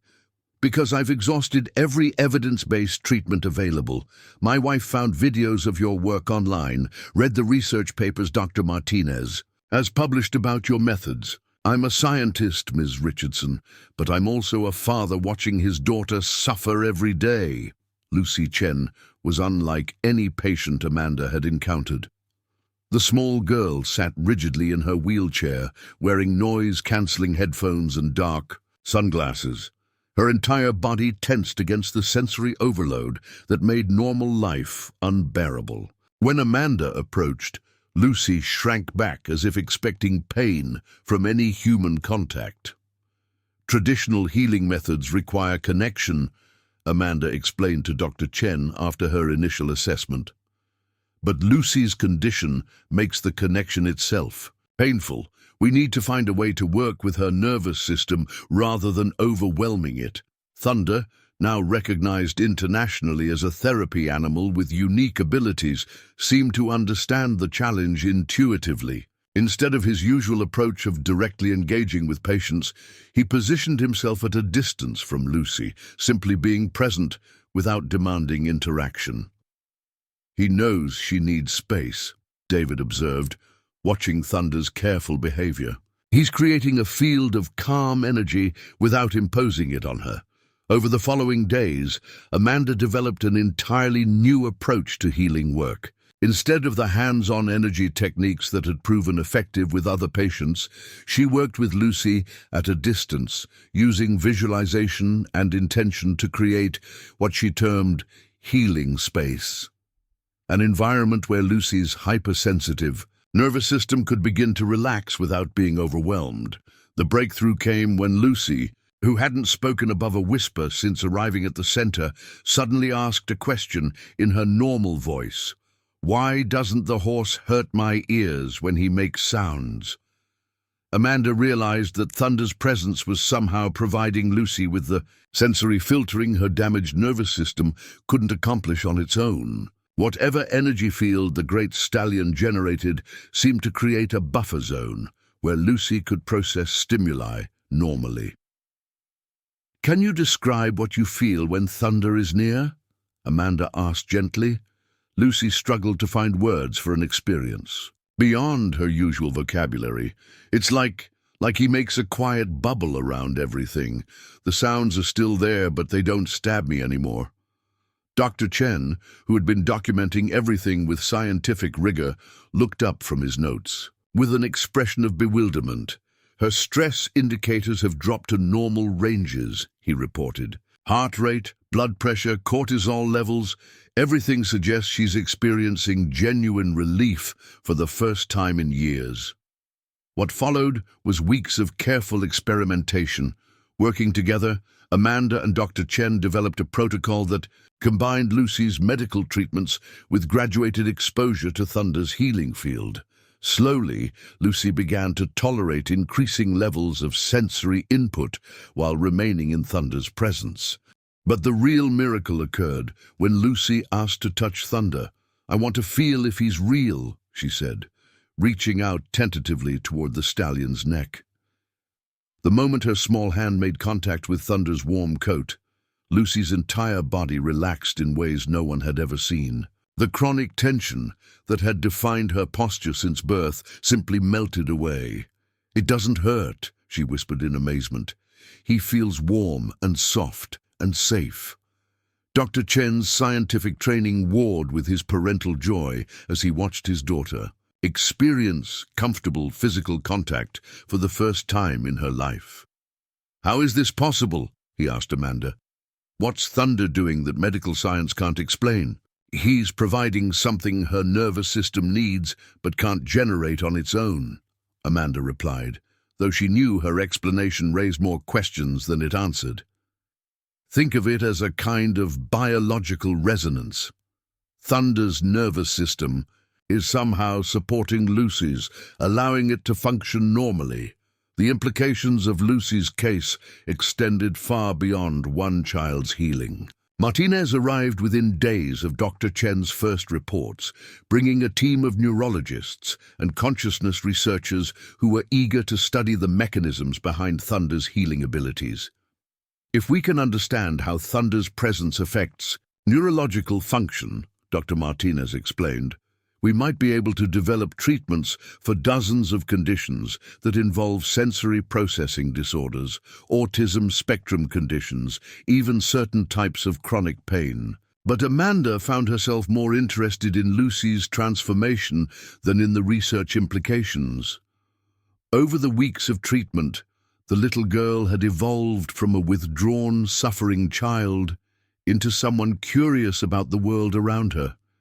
She asked endless questions about Thunder, about horses in general, about the healing center and the people who came there seeking help. "Can I learn to ride him?" Lucy asked one afternoon, her question causing every adult present to freeze with concern. "Sweetie, Thunder is very big," Dr. Chen said carefully. "And your balance issues—" "I don't have balance issues when I'm near Thunder," Lucy interrupted with 8-year-old logic. "Maybe I won't have them when I'm on Thunder either." Amanda found herself considering possibilities that seemed medically inadvisable but intuitively promising. If Thunder's presence could normalize Lucy's sensory processing, perhaps it could also help with the coordination and balance problems that were secondary effects of her condition. "We'd have to start very slowly," Amanda said, watching Dr. Chen's expressions shift between hope and terror, and with extensive safety precautions. The first riding session was more about positioning than actual riding. Lucy was helped onto Thunder's back in the center of a small enclosed arena, with Amanda walking beside them and Dr. Chen documenting every physiological response. "I can feel his heart beating," Lucy said with wonder. "It's like a drum, but it doesn't hurt my ears. It feels good." Thunder moved with exaggerated care, his usual fluid gait modified to accommodate his small, fragile passenger. But even these minimal movements seemed to have profound effects on Lucy's neurological function. "Her proprioception is normalizing," Dr. Chen reported with scientific amazement. "She's processing spatial information accurately for the first time since birth." Over the following weeks, Lucy's riding sessions became the highlight of her treatment program. More importantly, the benefits began extending beyond her time with Thunder. Her tolerance for normal sensory input gradually increased, allowing her to participate in activities that had been impossible before. "She's rewiring her nervous system," Dr. Martinez observed after reviewing weeks of brain scan data. "The regular exposure to Thunder's healing field is literally teaching her brain how to process information normally." But the most significant change was in Lucy herself. The fearful, withdrawn child who had arrived at the healing center was becoming confident and outgoing, eager to explore new experiences and connect with other people. "I want to help other kids like me," Lucy announced one day with the directness that had become her trademark. "I want to teach them about Thunder and how he makes the hurt stop." Dr. Chen, who had initially approached the healing center with scientific skepticism, found himself re-evaluating fundamental assumptions about the nature of healing and consciousness. "I've spent 15 years studying the brain," he told Amanda as they watched Lucy and Thunder together in the arena. "I thought I understood how neurological function worked, but what I'm seeing here challenges everything I believed about the relationship between consciousness, healing, and biological systems." Are you planning to incorporate any of this into your practice back in Boston? Amanda asked. Dr. Chen smiled ruefully. How do I tell my colleagues that an 8-year-old girl with intractable neurological problems was healed by a horse? How do I explain that I've documented measurable changes in brain function that correlate with proximity to a specific animal? The same way you'd report any other medical observation, David suggested, by documenting what happened and letting the evidence speak for itself. Lucy's case attracted international attention when Dr. Chen presented his findings at the International Conference on Pediatric Neurology. The presentation was controversial, challenging, and ultimately groundbreaking in its implications for understanding consciousness-based healing. We're documenting something that medical science hasn't had language for, Dr. Chen explained to the assembled neurologists. Healing that operates through mechanisms we can measure but can't yet explain. The response was immediate and polarized. Some colleagues dismissed the findings as placebo effects or statistical anomalies. Others demanded access to the raw data and requested to observe Lucy's treatments firsthand. Within months, the Healing Center found itself hosting researchers from around the world, all seeking to understand the mechanisms behind Thunder's healing abilities. But Amanda noticed that the visitors fell into two distinct categories: those who came seeking to explain away what they were seeing, and those who came seeking to learn from it. Science has always advanced through anomalies that challenge existing understanding, explained Dr. Rebecca Foster, a consciousness researcher from Stanford who had become one of the center's most valuable collaborators. What you're demonstrating here represents the kind of paradigm shift that happens once in a generation. But Amanda remained focused on the practical work of healing rather than the theoretical implications. Lucy's success had opened doors for treating other children with neurological conditions, and the center's pediatric program was expanding rapidly.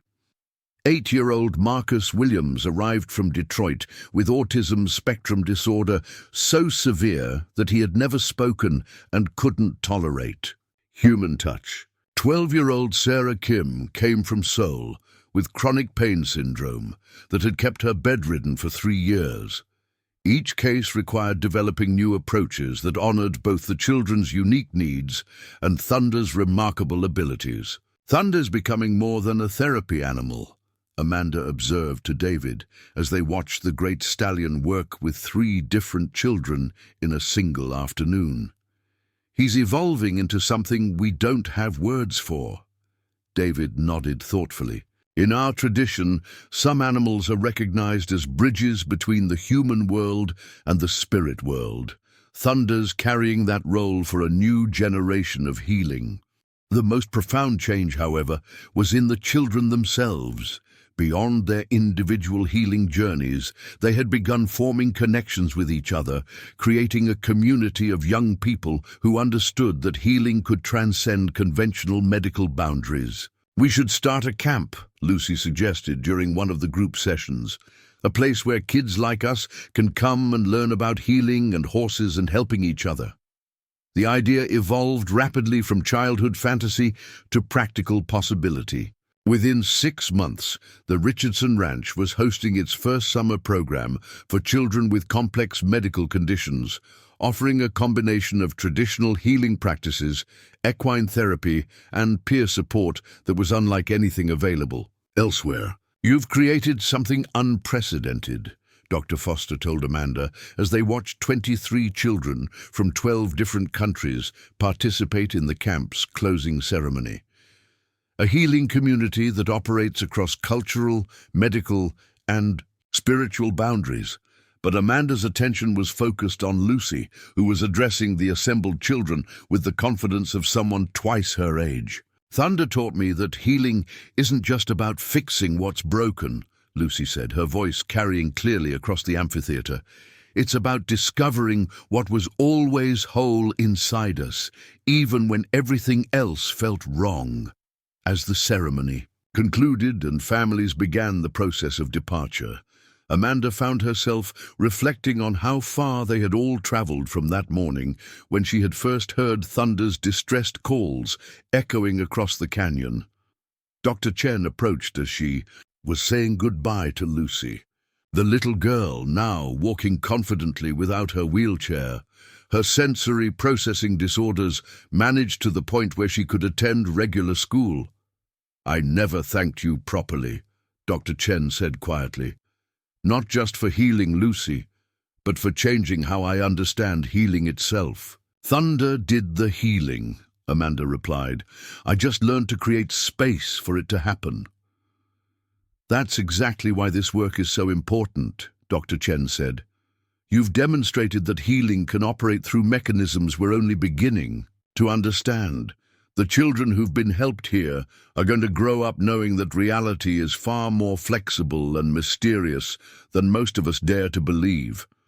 As the last families departed and the healing center returned to its regular rhythm, Amanda found herself standing in Thunder's pasture, watching the great stallion graze in the evening light. At 16, he showed no signs of slowing down, his healing abilities, if anything, growing stronger with each passing year.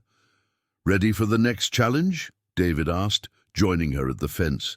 Amanda smiled, knowing that tomorrow would bring new cases, new possibilities, new opportunities to discover what healing could accomplish, when fear was replaced by love and separation was replaced by connection. "Always," she replied, feeling Thunder's gentle presence in her mind, the wordless assurance that whatever came next, they would face it together. 2 years after Lucy Chen's groundbreaking healing, Amanda found herself facing a crisis that threatened everything they had built. The challenge arrived not in the form of a difficult patient, but as a political controversy that could shut down the healing center permanently. State Senator William Hayes, chairman of the Healthcare Oversight Committee, had launched an investigation into what he termed unregulated medical practices at the Richardson Ranch facility. His preliminary report, leaked to the media, described the healing center as a dangerous departure from evidence-based medicine that exploits vulnerable patients with false promises of miraculous cures. "They're demanding that we cease all therapeutic activities until a full regulatory review can be completed," Amanda's lawyer, Patricia Morehouse, explained during an emergency meeting. "The review process could take years, and there's no guarantee of a favorable outcome."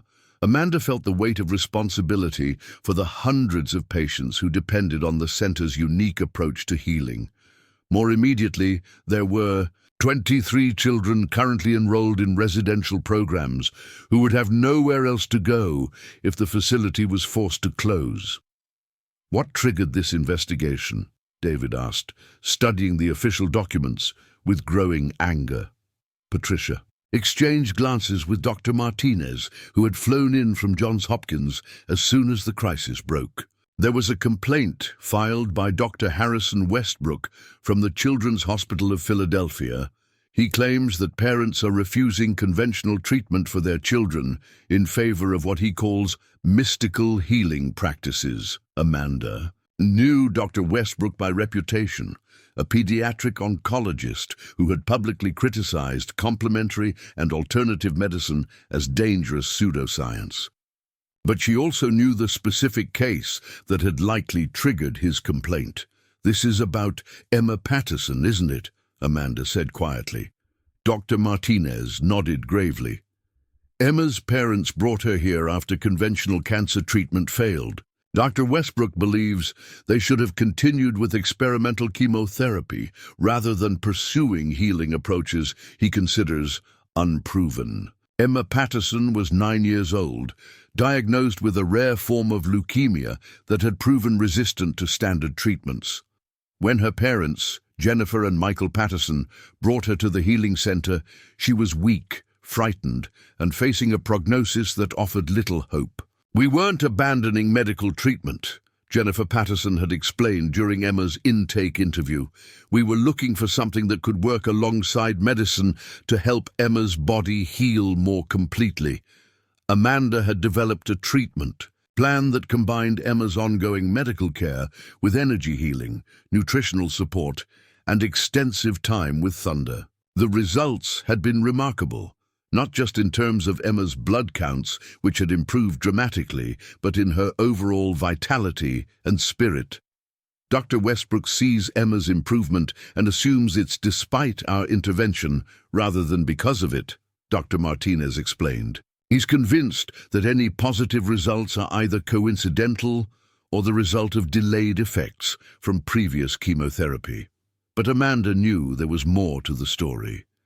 Emma's healing had been documented meticulously, with blood work, imaging studies, and clinical assessments that clearly showed improvement following the integration of healing center protocols with her medical treatment. The real issue, Patricia said carefully, is that we're challenging fundamental assumptions about how healing works.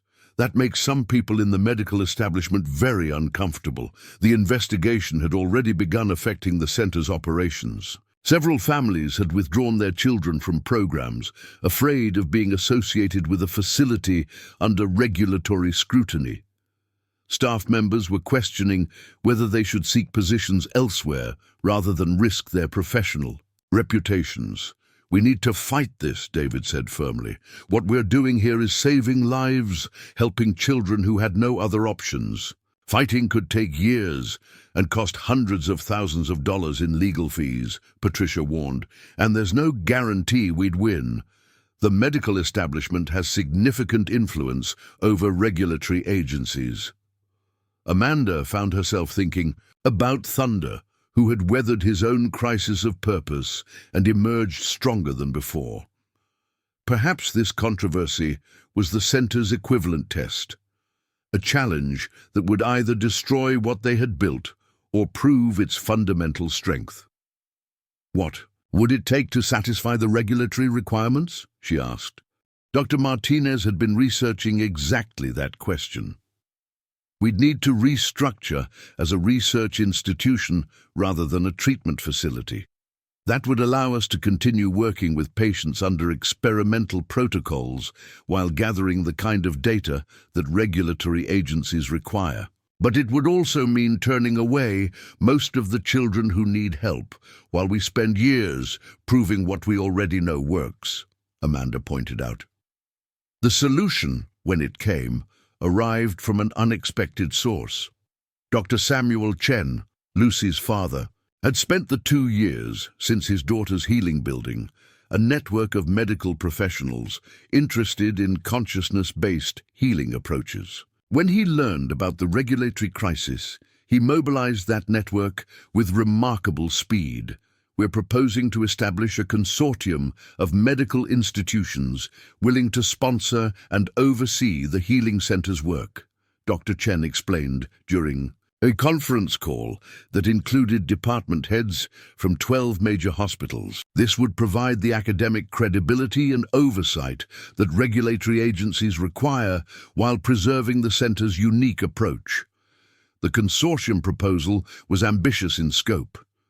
Participating institutions would send researchers to document the center's methods, refer appropriate patients for treatment, and collaborate on developing protocols that could be replicated at other facilities. What we're really proposing, Dr. Chen continued, is to transform the Healing Center into the first formal training program for integrative consciousness-based medicine. Students would learn both conventional medical skills and the healing approaches Amanda has developed. Amanda felt overwhelmed by the scope of what was being suggested. "I'm not qualified to train medical students," she protested. "I don't have formal credentials in either medicine or psychology." "You have something more valuable than credentials," replied Dr. Elizabeth Warren from Harvard Medical School, one of the consortium organizers. "You have documented results that can't be explained or replicated by conventional methods. That makes you uniquely qualified to teach what medical schools can't." The consortium proposal faced immediate opposition from the same medical establishment figures who had triggered the original investigation. Dr. Westbrook published an editorial in the New England Journal of Medicine describing the proposal as a dangerous legitimization of unscientific healing practices. But the editorial prompted an unexpected response. Letters poured in from medical professionals around the world who had witnessed or experienced healing phenomena that conventional medicine couldn't explain. Parents of children who had been helped at the Healing Center organized letter-writing campaigns to medical journals and regulatory agencies. Most significantly, Emma Patterson's case became a focal point for the controversy when her latest medical tests showed complete remission of her leukemia. The cancer is gone, Dr. Patricia Hernandez, Emma's oncologist, announced during a press conference that had been organized to address the regulatory controversy. Not just in remission, but completely gone. I've never seen results like this. In 25 years of treating pediatric leukemia, Dr. Westbrook's response was swift and predictable. Spontaneous remission occurs in approximately 0.1% of cases with this type of leukemia, he stated in a follow-up editorial. One case proves nothing about the efficacy of unproven treatments, but Emma's case wasn't isolated. Over the previous 2 years, the Healing Center had documented remarkable outcomes in dozens of cases involving serious medical conditions. When Dr. Martinez compiled the data for presentation to the regulatory committee, the results were statistically impossible to dismiss as coincidence. We're looking at success rates that exceed anything reported in conventional medical literature for comparable conditions, Dr. Martinez presented to a packed hearing room. These aren't anecdotal reports. They're rigorously documented outcomes. With appropriate control groups and follow-up protocols, the regulatory hearing stretched over 3 days, with testimony from patients, families, medical professionals, and researchers. Amanda found herself speaking not just about healing techniques, but about the fundamental nature of consciousness and its relationship to physical health. What we've discovered, Amanda told the committee, is that healing operates through mechanisms that conventional medicine hasn't learned to recognize or work with. But those mechanisms produce measurable, reproducible results when applied consistently. Thunder played an unexpected role in the proceedings when the committee requested a demonstration of the Healing Center's methods.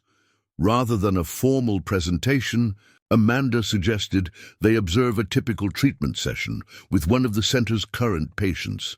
12-year-old David Yazzie, a Navajo boy with severe cerebral palsy, had been working with Thunder for 6 weeks. When the committee observed his therapy session, they witnessed something that challenged their preconceptions about disability and healing.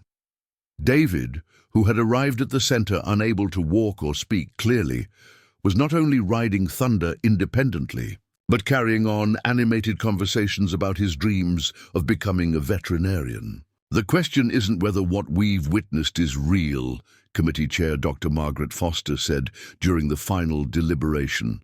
The question is whether the regulatory framework should adapt to accommodate healing approaches that produce positive outcomes through unconventional mechanisms. The committee's final decision was unanimous but conditional. The Healing Center would be allowed to continue operations under a special experimental designation that required extensive documentation, regular reviews, and collaboration with accredited medical institutions. This decision sets a precedent, Dr. Foster announced. It acknowledges that healing can operate through mechanisms that medical science is still learning to understand, while ensuring appropriate oversight and patient protection. The victory felt Pyrrhic to Amanda. While the center could continue operating, the new requirements would fundamentally change its character. Instead of the informal, family-like atmosphere that had characterized their work, they would now function under constant scrutiny and documentation requirements. Change isn't always comfortable, Marcus observed as they discussed the implications of the new regulations. But sometimes it's necessary for growth. David pointed out the positive aspects of the decision. We're going to be training a new generation of healers who understand both conventional medicine and consciousness-based approaches that could transform healthcare on a much larger scale than we ever imagined. The first class of students in the new integrative medicine program arrived 6 months later.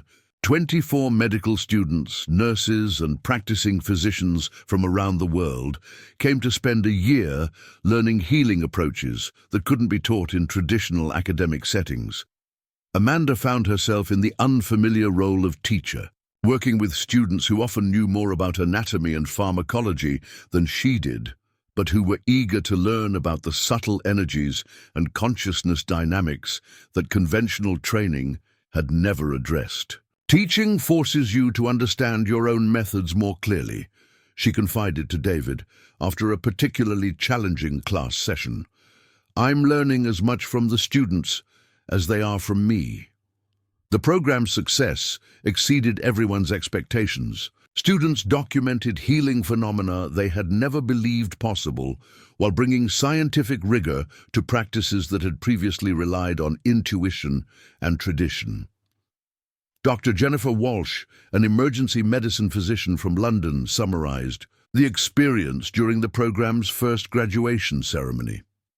I came here skeptical about everything except conventional medicine, she said. I'm leaving with an expanded understanding of what medicine can accomplish when it works with consciousness, rather than ignoring it. But the most significant validation came from an unexpected source. Dr. Harrison Westbrook, the pediatric oncologist whose complaint had triggered the original investigation, requested permission to observe the program firsthand. I've been wrong, Dr. Westbrook admitted after spending 2 weeks at the healing center. I allowed my commitment to scientific rigor to blind me to evidence that didn't fit my preconceptions. What you're accomplishing here represents the future of medicine, not a departure from it. His change of heart was particularly meaningful because it came after witnessing Emma Patterson's continued health 2 years after her complete remission. Emma's case forced me to acknowledge that healing can operate through mechanisms we don't yet understand, Dr. Westbrook said. That doesn't make it unscientific, it makes it scientifically interesting.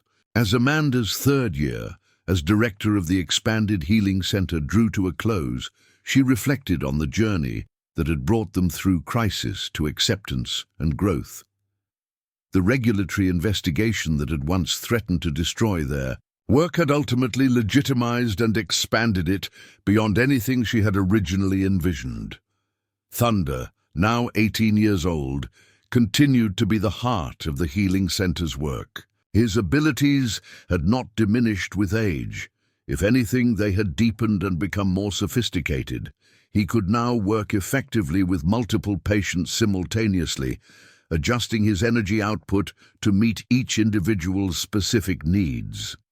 He's teaching us that healing is infinitely adaptable, Amanda observed to the newest class of students.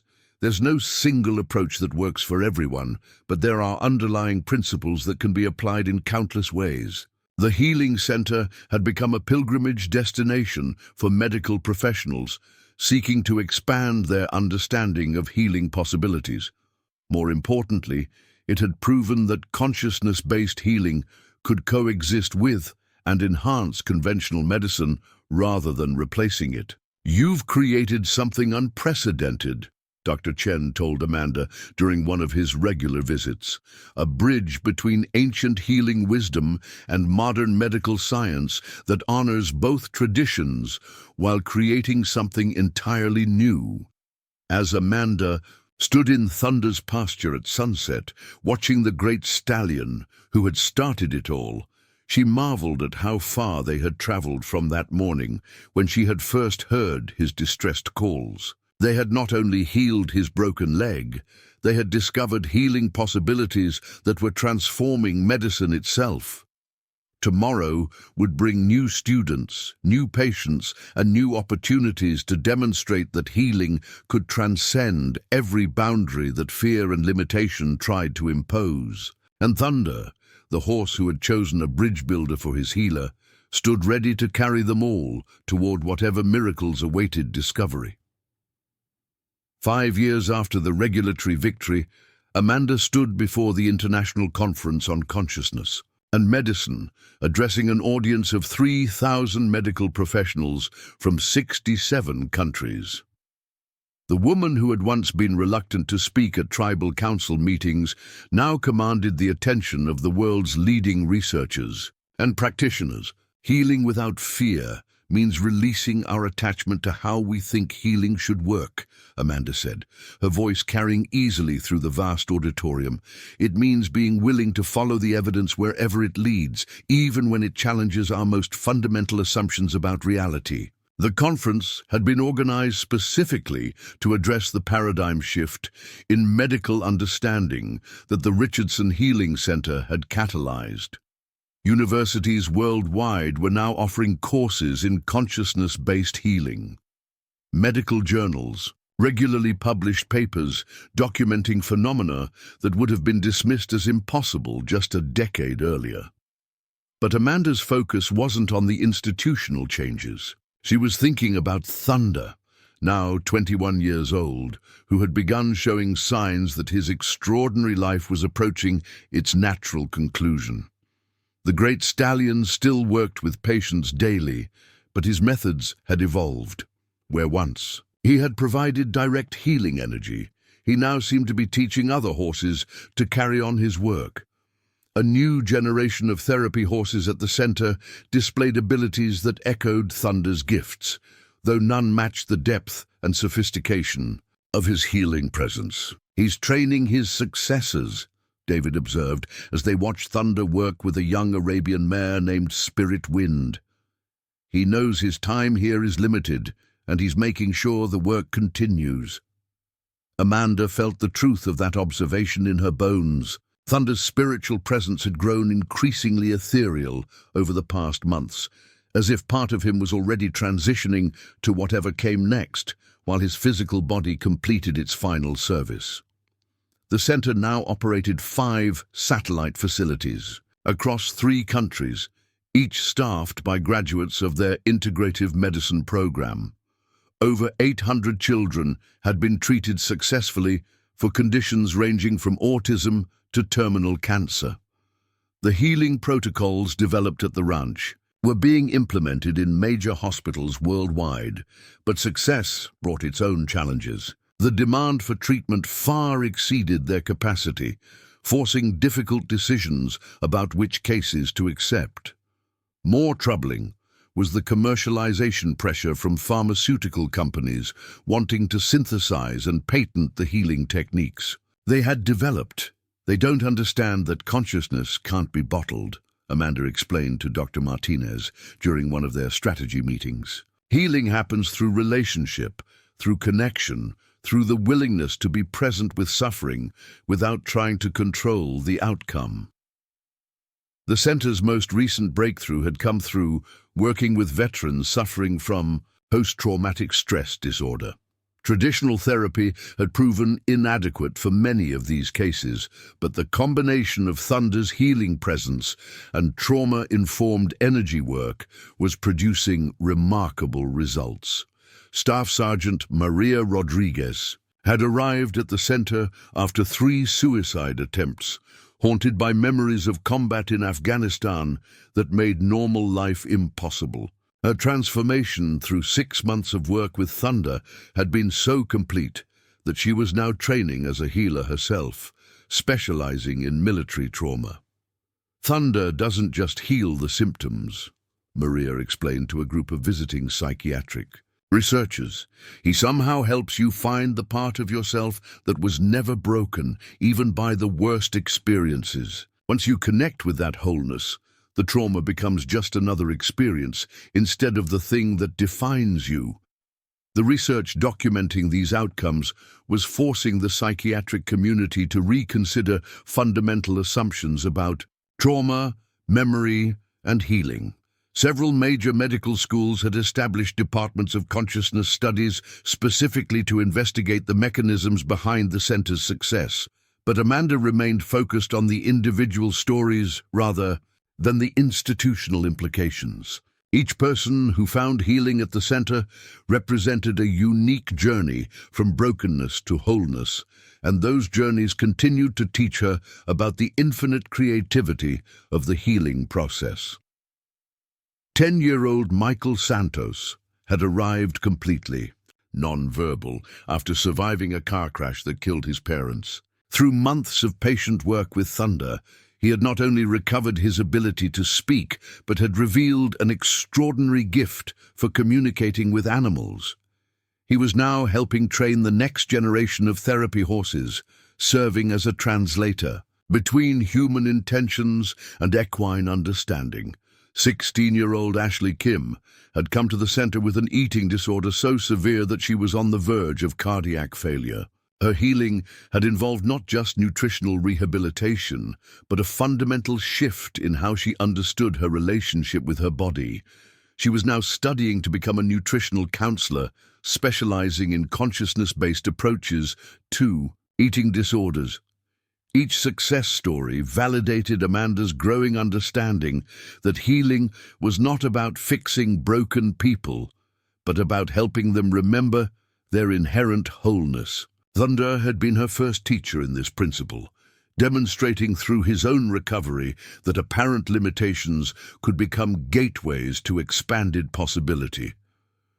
As Thunder's 21st birthday approached, ancient for a horse of his size, and the demands he had carried, Amanda found herself preparing for the inevitable transition. But instead of sadness, she felt a deep gratitude for the extraordinary gift they had all received through their partnership with this remarkable being.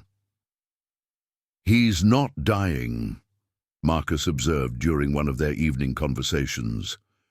"He's completing his purpose here and preparing to move on to whatever comes next." The final ceremony took place on a crystalline autumn morning, with the red rocks glowing in the early sunlight and a gentle breeze carrying the scent of sage across the amphitheater. Representatives from dozens of tribes had come to honor Thunder's contribution to healing across cultural boundaries.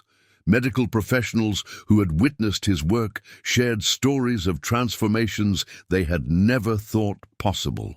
Lucy Chen, now 14 and completely free of her neurological symptoms, spoke for all the children Thunder had helped heal. "Thunder taught us that broken doesn't mean worthless," she said, her voice strong and clear. "He showed us that sometimes you have to break open to discover how much love you can hold. He made us all healers just by believing we could be whole." Thunder stood calmly in the center of the amphitheater, his great head raised as if listening to something beyond human perception. At 21, he still carried himself with dignity and grace, though everyone present could sense the otherworldly quality that had begun to surround him. Amanda placed her hand on Thunder's neck for what she somehow knew would be the final time. In that touch, she felt the completion of a circle that had begun years earlier when she had first encountered a dying warrior and his horse on a misty canyon morning. "Thank you," she whispered, knowing the words were inadequate for the transformation Thunder had brought to her life and to countless others. Thunder lowered his great head and rested it against her shoulder in the gesture that had become their signature connection. In that moment, Amanda felt the transfer of something indefinable but essential, as if Thunder was passing the fullness of his healing presence into her keeping. That evening, Thunder lay down in his favorite spot in the pasture and simply didn't get up. There was no struggle, no distress, just the peaceful transition of a great spirit moving from one form of service to another. The funeral drew people from around the world, but more than a funeral, it became a celebration of what Thunder had made possible not just individual healings, but a fundamental shift in how humanity understood the nature of healing itself. Thunder's legacy isn't in the techniques we learned or the children who were healed, Amanda said during the memorial service. His legacy is in the understanding that healing is always possible when we approach it without fear, with love, and with willingness to be transformed by the process. In the months that followed Thunder's transition, Amanda discovered that his healing presence hadn't ended with his physical death. Patients at the center continued to report sensing his presence during their healing sessions. The new generation of therapy horses seemed to carry forward aspects of his gifts. Most remarkably, healers trained at the center found that they could access and transmit healing energies that felt distinctly connected to Thunder's spiritual signature. Dr. Jennifer Walsh, now directing the London satellite facility, reported during a video conference that her patients regularly mentioned feeling the presence of a great horse spirit during their treatments. It's as if Thunder's consciousness has become available to anyone who approaches healing with the same fearless love he embodied, Dr. Walsh explained. Death hasn't ended his work. It's expanded it beyond the limitations of a single physical form. Amanda found this continuation of Thunder's presence both comforting and inspiring. His greatest gift hadn't been his individual healing abilities, but his demonstration that healing could transcend every boundary that fear and separation tried to impose. Standing in the amphitheater where so many transformations had taken place, Amanda reflected on the journey that had brought her from a quiet ranchwoman to an internationally recognized healer and teacher. But her greatest pride wasn't in her personal accomplishments. It was in the network of healers now working around the world, each carrying forward the understanding that Thunder had first made possible. The Richardson Healing Center continued to evolve, but its core mission remained unchanged, demonstrating that healing without fear could transform not just individuals, but entire communities and cultures. Medical schools now taught courses in consciousness-based healing. Hospitals integrated energy work with conventional treatments. Veteran centers used equine-assisted therapy protocols developed at the ranch. But perhaps most importantly, a generation of children who had experienced impossible healings were growing up with an unshakable understanding that reality was far more mysterious and malleable than most adults dared to believe. As the sun set over the red rocks, painting the sky in the brilliant oranges and purples that had witnessed so many healings, Amanda felt Thunder's presence as clearly as if he were standing beside her. His message was unmistakable. The work continues, the possibilities are infinite, and healing without fear remains the key to transforming every limitation into a gateway for love.